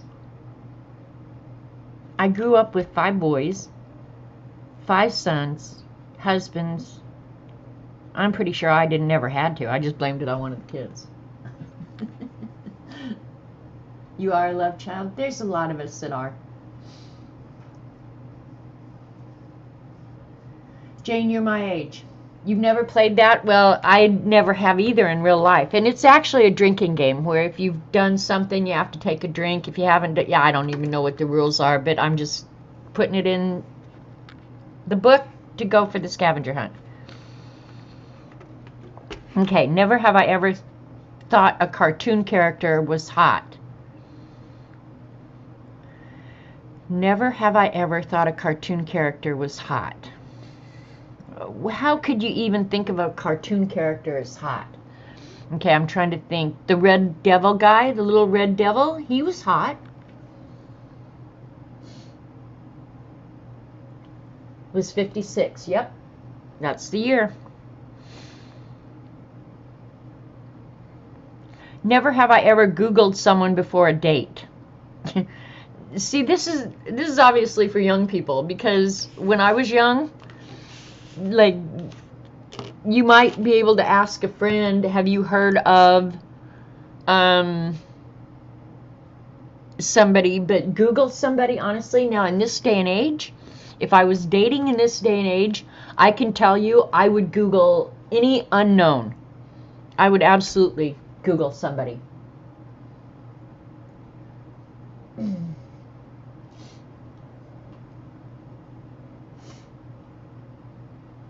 Jessica Rabbit. Pepe Le Pew. How about that?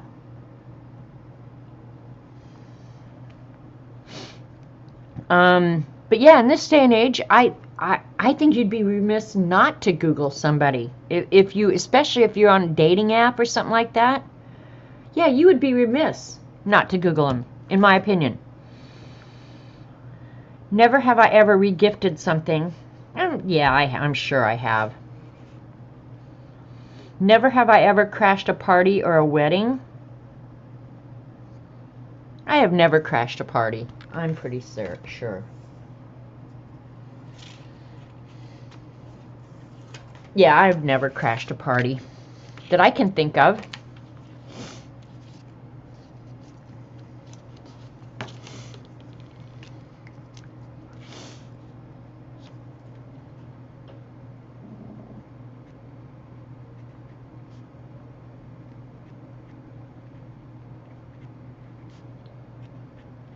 Have you guys ever crashed a party or something?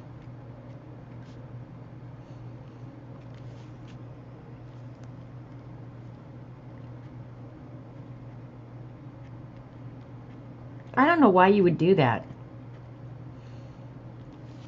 But there's a lot of people that were drama might do that. Pepe was stinky, not hot. There you go. Yeah, I don't think reality TV is reality either. Never have I ever dated a musician. I've never done that.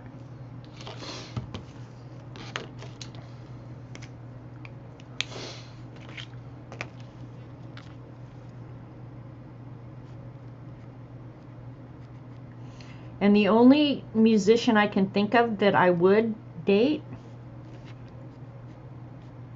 oh, I'm sure when I was young there were plenty of them. Rod Stewart. I love me some Rod Stewart. So, I would date Rod Stewart. Never have I ever been on a blind date. I have been on a blind date. Worst experience of my life. It was one of my mom's friends had a son. I think he was a year or two older than me. And they set us up on this blind date. This guy, okay, I was the coolest thing in my entire city. I'm certain of it.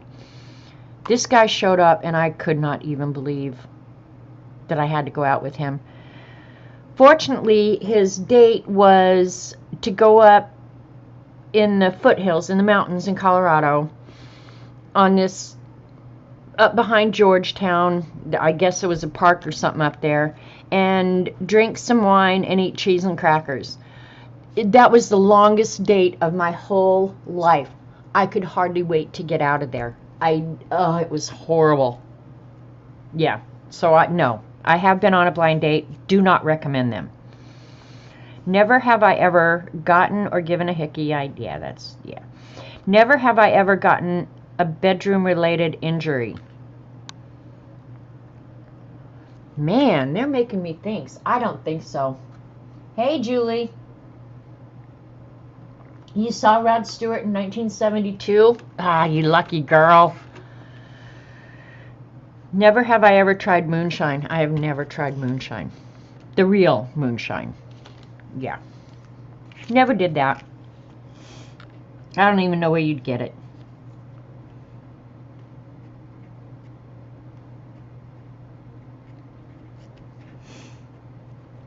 So I've been a pretty good kid. I thought I was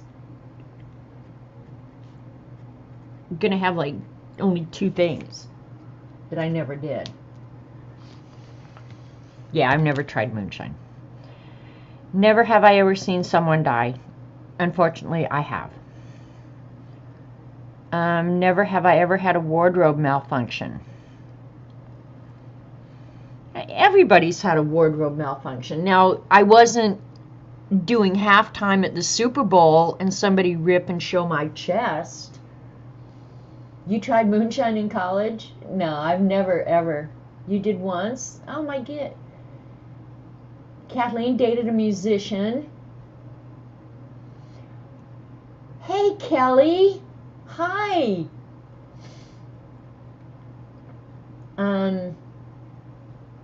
You could have been Branson, but you didn't ask. You had moonshine with you, Julie. I didn't know that.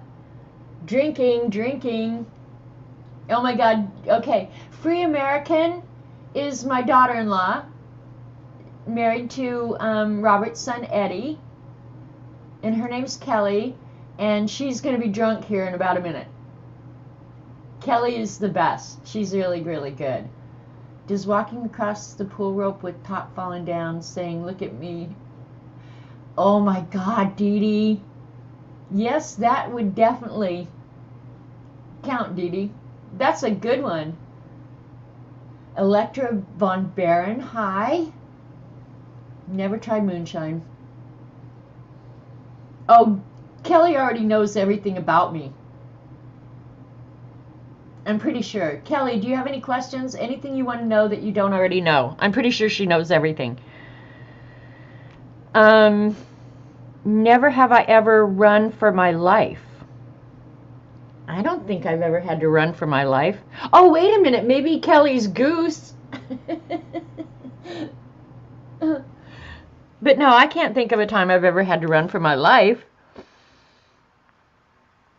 Never have I ever been in a talent show. I don't think I've ever been in a talent show. I don't have enough talent to be in a talent show. Are you kidding me? I can't sing. I can't dance. Yeah, I'm pretty sure I could never enter a talent show. Never have I ever gotten stitches. I've gotten stitches. Never have I ever tried to make an ex jealous. I've never done that. I'm certain of that.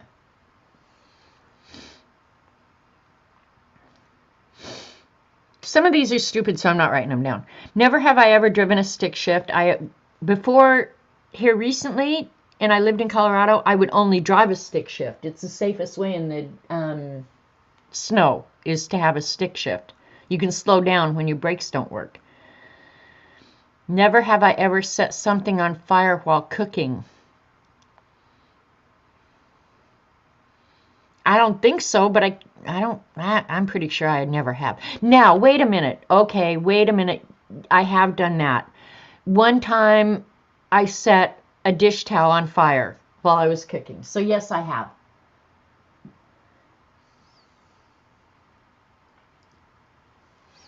Hi, Wendy. Never have I ever set a friend up on a date.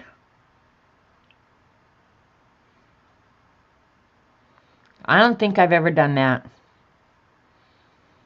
I'm trying to think. Yeah, I've never ever done that. Never have I ever started a hashtag. Well, okay, now that's misleading because I'm pretty sure I've done hashtags accidentally that nobody else ever used. But I have started hashtags because we have hashtag scavenger hunt 2022, right? Never have I ever paid for adult content. I've never done that. Back in the day, my underwear broke and went, down my pant leg and came out like all my pants. Way to go, Kelly. I've never paid for adult content. I'm pretty sure. And in this day and age, with the internet, why would you? It's all out there free, right?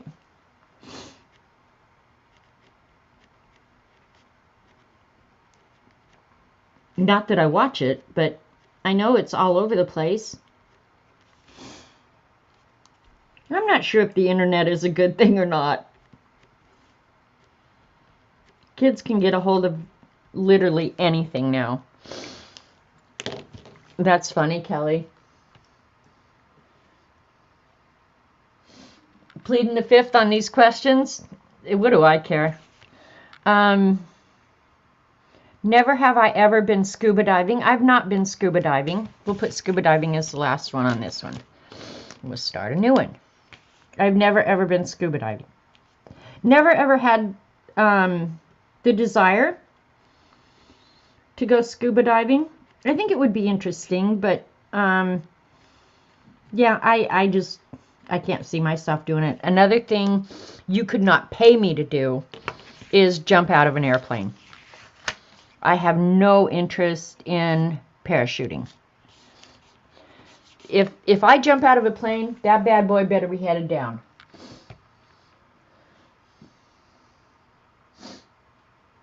Some would say you're a little devil. I just think you're an angel living life to the fullest. You as a little adult from age 4. I can believe that, Dee Dee.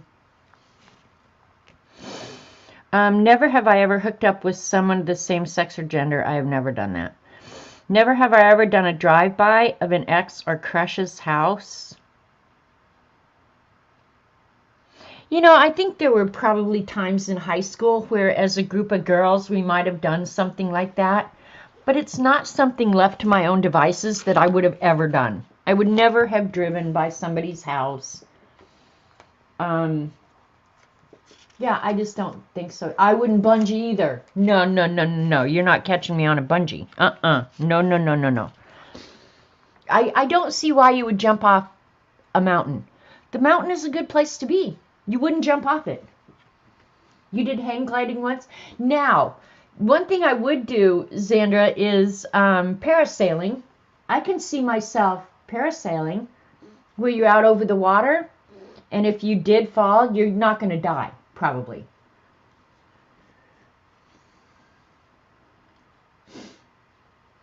Okay, Dee Dee, I'll talk to you later. You never went scuba diving. Love you guys. Okay, bye, Dee Dee. I'll talk to you later. I'm not going to be on much longer. Never have I ever danced in the rain. Haven't we all done that? Never have I ever danced on a table. I did dance on a table at my very own wedding reception. My brother picked me up, put me on the table, and I did dance on the table with my brother at my very own wedding reception. Never have I ever joined the Mile High Club. I never have. We'll write that one down. I have never done that. Not that I would be opposed, mind you.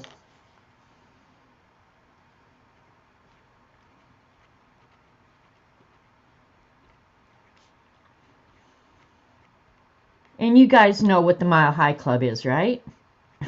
I'm assuming you do.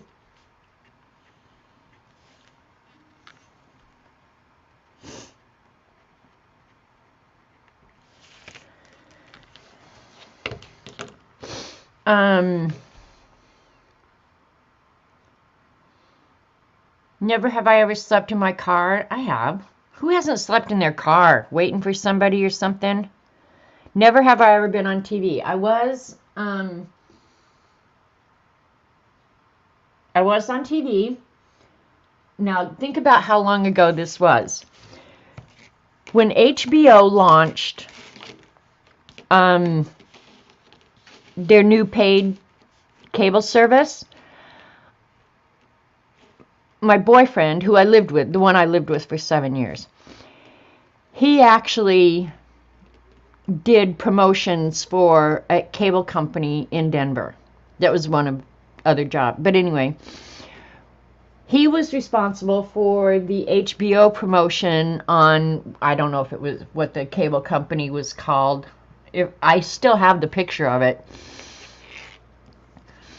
And so before HBO launched in the Denver market, Jim and I were on TV together. And keep in mind, I was 18, had long, pretty hair. So we were on TV. I think it was like, it wasn't 24 hours, but the best part of a full day talking about this HBO launch. And we would interview people and stuff like that. So that's the only time I've ever been on TV. Well, no, now as a youngster, okay, here's another interesting thing. When I was an infant, my mother and biological father divorced. And my mother got a job at a TV station in Denver doing a cooking show. And she couldn't afford a babysitter for me. So I don't know if the Fred and Faye show was televised anywhere other than Denver, but I was in the Fred and Faye audience every day when my mother was doing her cooking show. I was on the Fred and Faye show every day as one of the kids, but I was an infant. I mean, I was just tiny. I don't remember it. Never have I ever had frostbite. I don't think I have. I've been a damn cold skiing. Never have I ever had I have had a blistering sunburn. Never have I ever gotten sick on a date.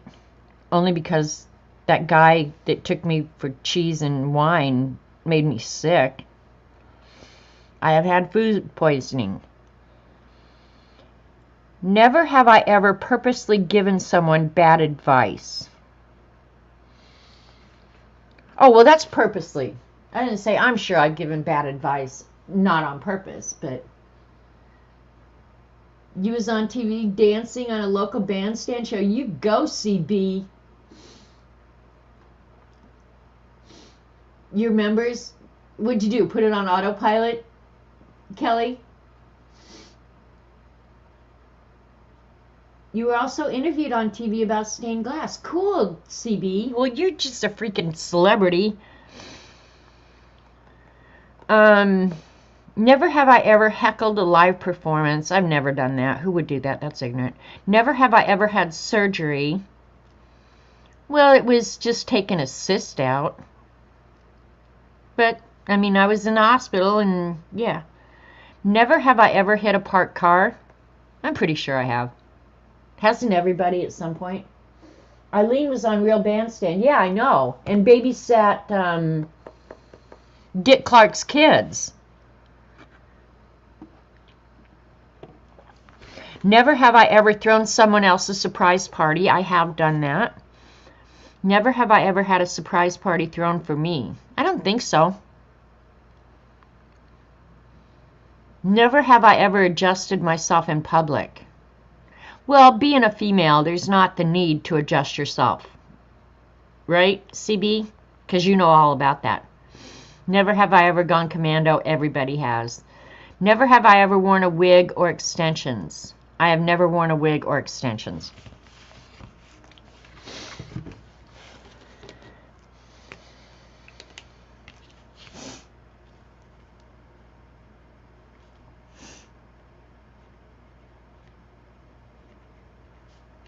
And I'm assuming this means like in place of your own hair, because I'm sure as a kid I wore a wig for a Halloween costume or something like that. But just to go out in public to disguise myself or change my appearance, no, I've never done that. Hell, I'm too tight. I wouldn't pay the money to get extensions. Are you kidding me? Just grow your own hair.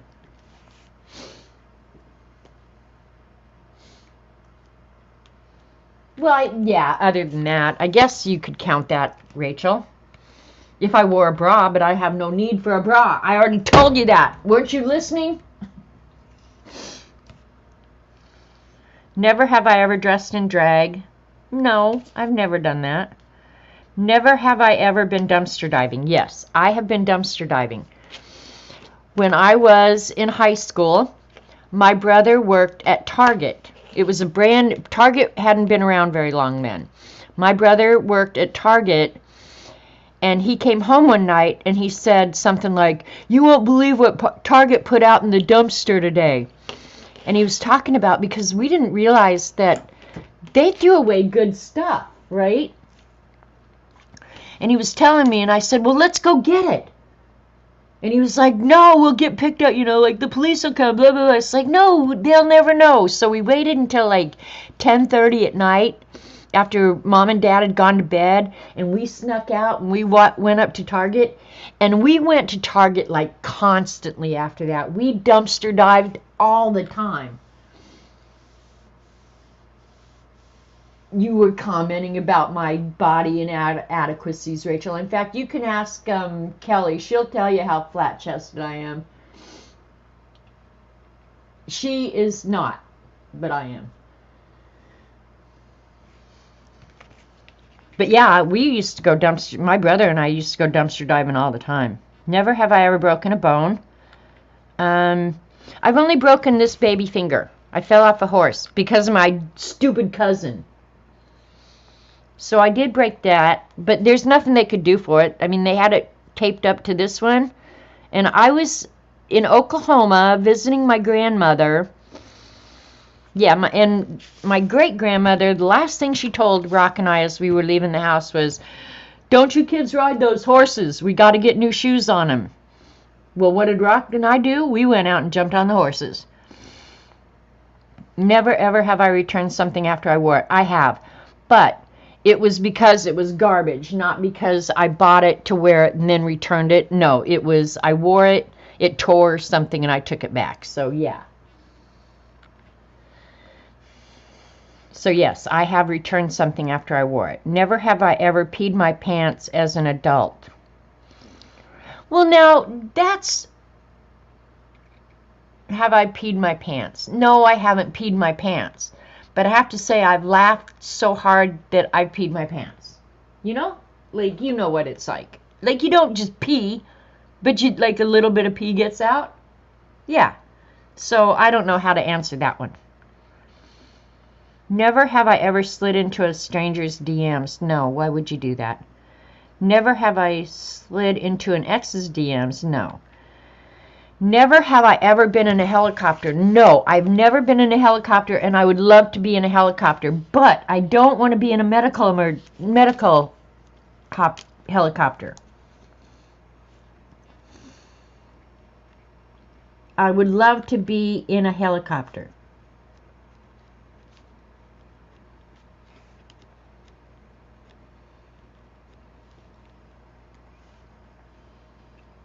How do you spell helicopter? Okay, it is an I. I would love to be in a helicopter. I think that would be fun. I suppose they do have a festival down here in a nearby town, and they give helicopter rides. So I suppose I could pay $70 and go in one. Yeah, see, I could do a lake tour. They do a tour over the lake in a helicopter. But one time I did ask, and it was like $75 for 20 minutes or something. It was like, are you out of your mind? But I shouldn't be such a tightwad, I guess. Never have I ever lost my shoes during a night out. No, I've never. Never have I ever had surgery. I thought we already did that one. Never have I ever parked in a handicapped spot. I have. And I will give you a lecture right now because you're a captive audience. My husband was handicapped as a result to a brain injury after his surgery, and we needed the handicapped. He was in a wheelchair, and we needed those handicapped spots. I never knew how valuable those handicapped spots were until I needed one. I would never park in the handicap if I was by myself, but if he was with me, and it annoys me that there's 40 handicap spots and none of them are being used. But if you've ever needed a handicap spot to get a handicapped person out of a car or do something like that, they are the most valuable real estate in the world. So unless you require a handicapped spot, please don't park in them.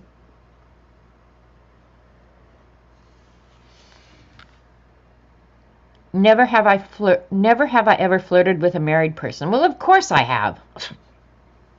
Duh.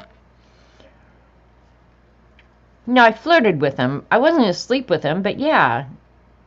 Flirting, of course. Never have I ever second-guessed a relationship. I think we all do that. That's stupid. I've never had braces. Never have I ever had braces. I've never had braces. Never had... Oh, cavities. That's stupid. Never have I ever hitchhiked. I hitchhiked once in my life. And it was the dumbest thing we ever did. 3 of my friends and I hitchhiked from Villa Italia Shopping Center to Westland Shopping Center, and it was the stupidest, most dangerous thing we ever did. Never have I ever picked up a hitchhiker. I did pick up a hitchhiker. It was a young kid. I was on my way out to the print shop, and he appeared to be about 10 or 11. He was a real young kid. And I picked him up, and I lectured him all the way to his house. Told him how stupid it was, how dangerous it was. So I got to lecture that kid for probably 10 minutes. Never have I ever changed a tire. I hate to admit this, but I have... Okay, my dad taught me how when I was young. I mean, he showed me, but I didn't have to do it. I have never ever changed my own tire.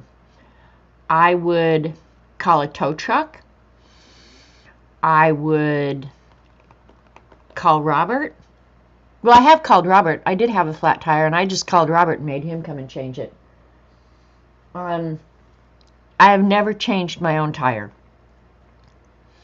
Never have I ever lied about my relationship status. I don't believe I ever have. I'm not sure why you would. Never have I ever lied on a dating profile. I've never been on a dating profile. That, like, you can tell this is all real recent. You changed your own tire once? I think I could, CB, but I have zero interest in doing it. Never have I have gotten seasick. Never have I ever had a broken heart. I have.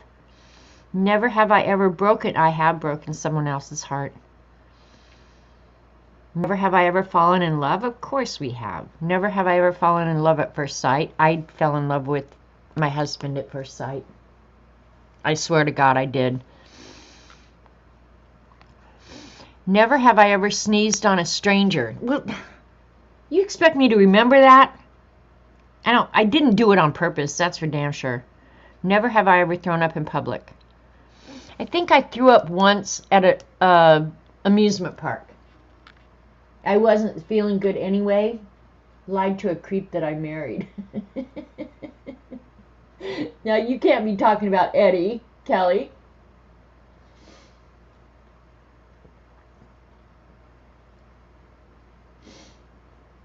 You used to hitchhike to Rockaway when you were a teenager. I think there are certain places that are probably safer to hitchhike than others. A city is no place to hitchhike. You fell in love with Eddie at first sight. See, I would say that was true about my husband, but it wasn't like I immediately just went, oh my God, I gotta have him. It was just like immediate comfort or so, I don't know. Never have I ever seen something creepy while using public transportation. Are you kidding? If you do public transportation, you see crap all the time.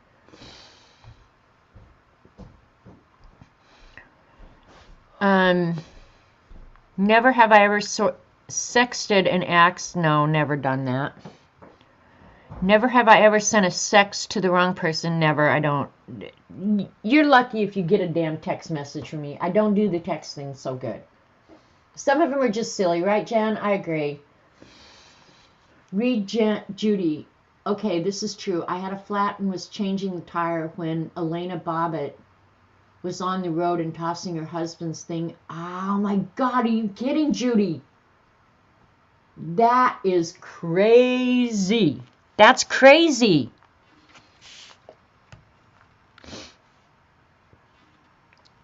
Never have I ever gotten gum in my hair. I have. Never have I ever walked in on my parents. I did. You have a broken heart? Aww.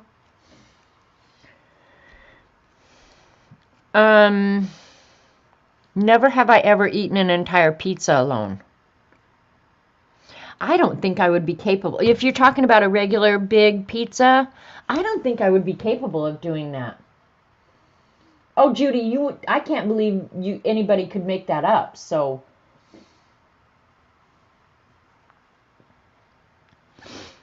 I don't think I'd be capable of eating an entire pizza. Now, truth is, I want to eat an entire pizza. I just don't think I'm capable.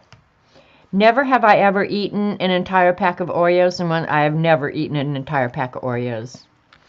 Never have I ever drank an entire, I've never drank an entire bottle of wine. Never have I ever witnessed a crime. I don't think I have.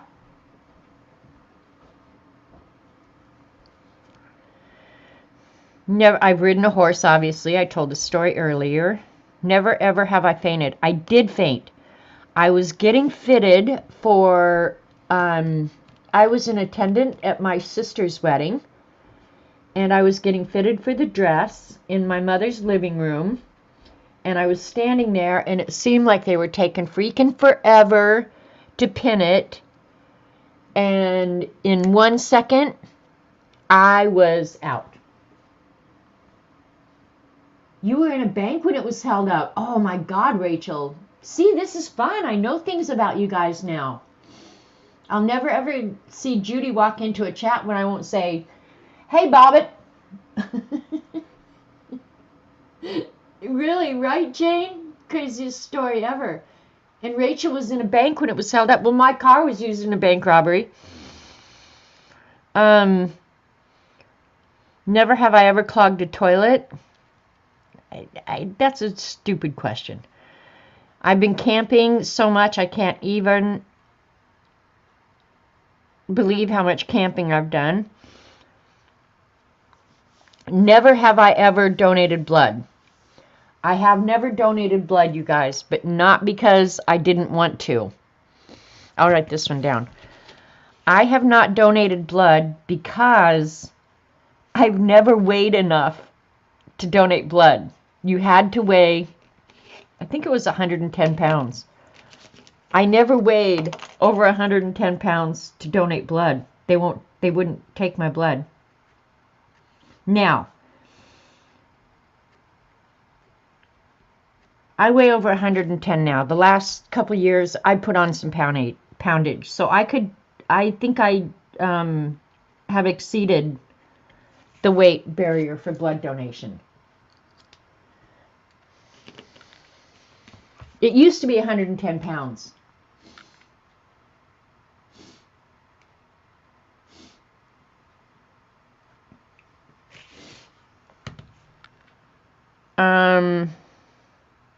Never. Oh, I snuck into movies all the time. I lived a half a block from a movie theater, and we would wait for the movie to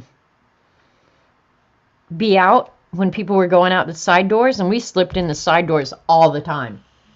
When I was a kid, I never paid for a movie. I'd kill to be thin enough to do that. You know, being thin has its pros and its cons, honestly. All my life it was like, oh, you're so small, you're so tiny, da, da, da, da, da. Well, sometimes being too thin is as bad as being too heavy. I didn't want to be thin. I just couldn't gain weight. Most people have donated blood. Okay, so CB can't because she had hepatitis. Yeah. You don't like needles, can't find pants. Yeah, see, so I don't know. I think the thing about life is be happy with your circumstances, whatever they are, because if you're thin, you're bony, you got no boobs, people will make fun of you for being, you know, skinny, blah, blah, blah, just like they will the other way. Okay, Judy, now you're just bragging. First Elena Bobbitt, and now big boobs. You're just bragging now.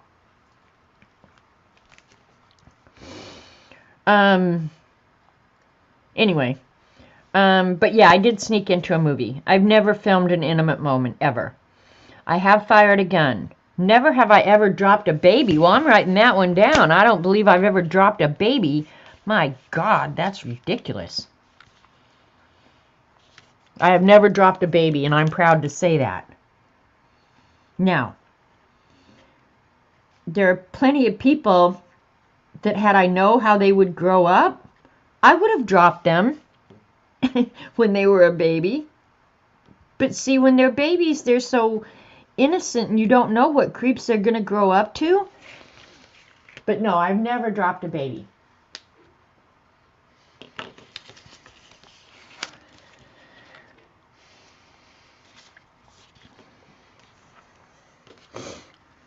I have never run a marathon, and I'm not going to. Good on you if you run marathons. If you ever see me in a marathon with a number or anything, rest assured that I'm being chased. I did not do that willingly.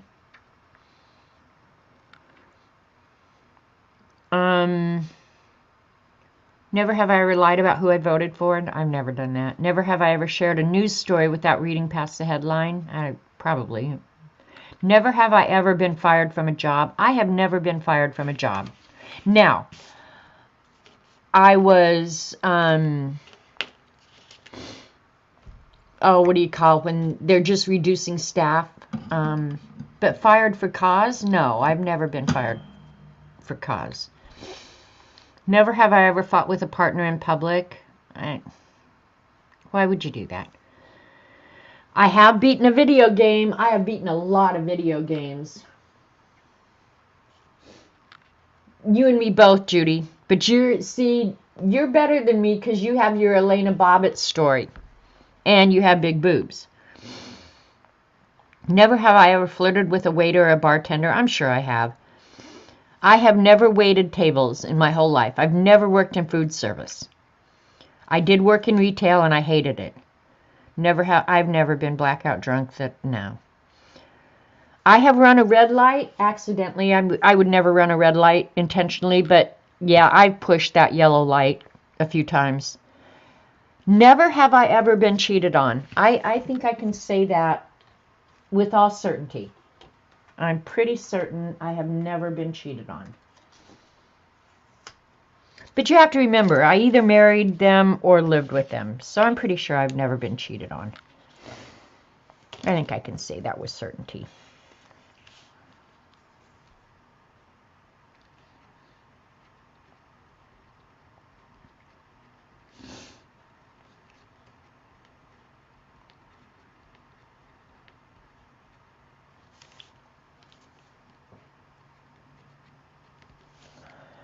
All right, never have I ever been the subject of a rumor that wasn't true.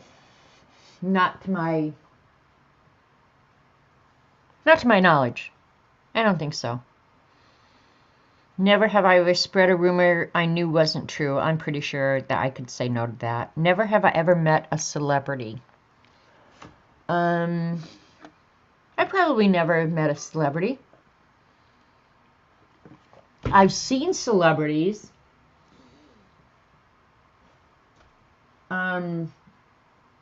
I saw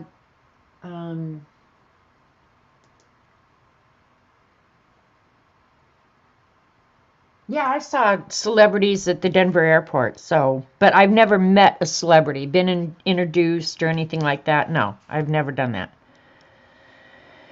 Never have I ever tipped less than 10%. I absolutely have, because when I was in college, I was so poor, I was lucky to leave a tip at all. So there's that. I got to report that creep bot there. And I'm about done here. So you've met lots of famous folks? Yes, yeah, I don't think I have.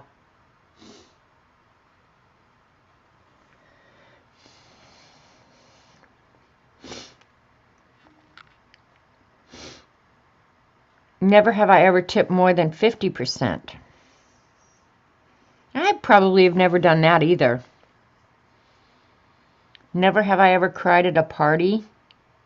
I don't think I ever did that. I didn't get to go to parties as a kid. Now, that's one thing. Or in high school, you know, where all that drama crap happened.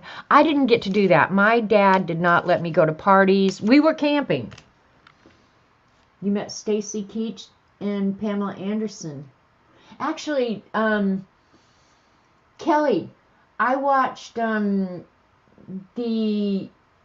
I don't remember what it's called.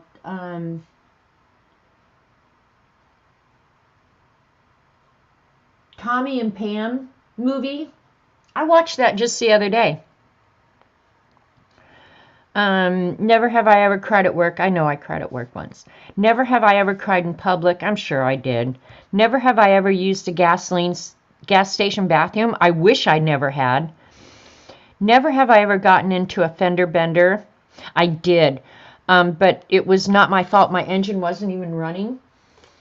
And I was in a McDonald's parking lot, parked like this, and a little blue Pinto came around, and I was in an International Harvester Jeep kind of car, right?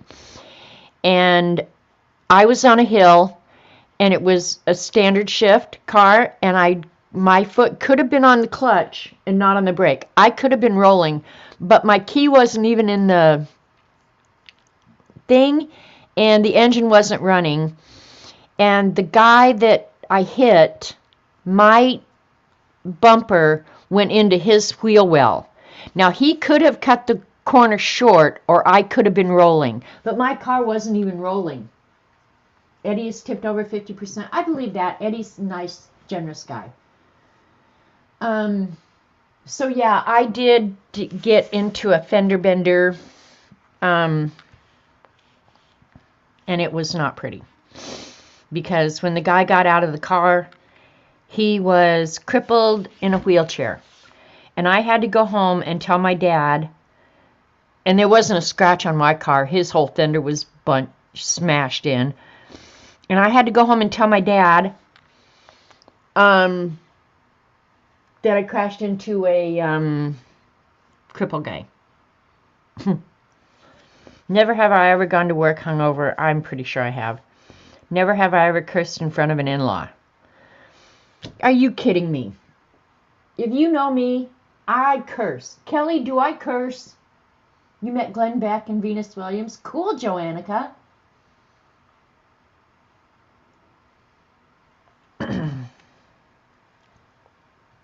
Oh, cursed at an in-law. No, I haven't cursed at an in-law, but yeah, they've heard me curse. Never have I ever worn white to a wedding. That's a stupid thing. Never have I ever performed on stage. I have not. Never have I ever laughed at a funeral. I'm sure I have. Never have I ever given someone a fake phone number. Probably not. Never have I ever left a mean YouTube comment. I don't think I have. Now, I've done mean tweets, but never, yeah.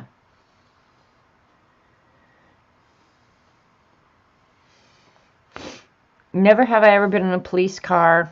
I was in the police car. Remember I told you guys the story about our car being stolen at the Park and Steal? A policeman took us home that night, believe it or not.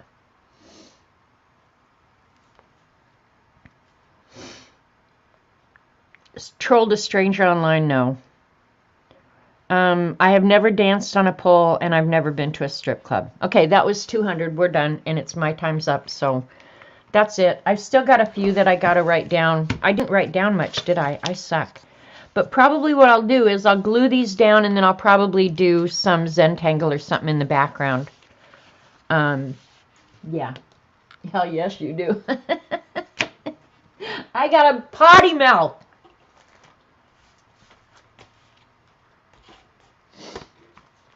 But if I'm around people who don't swear, I do try and be pretty careful. But sometimes it's kind of a habit, and you can't even help yourself. So there, yeah.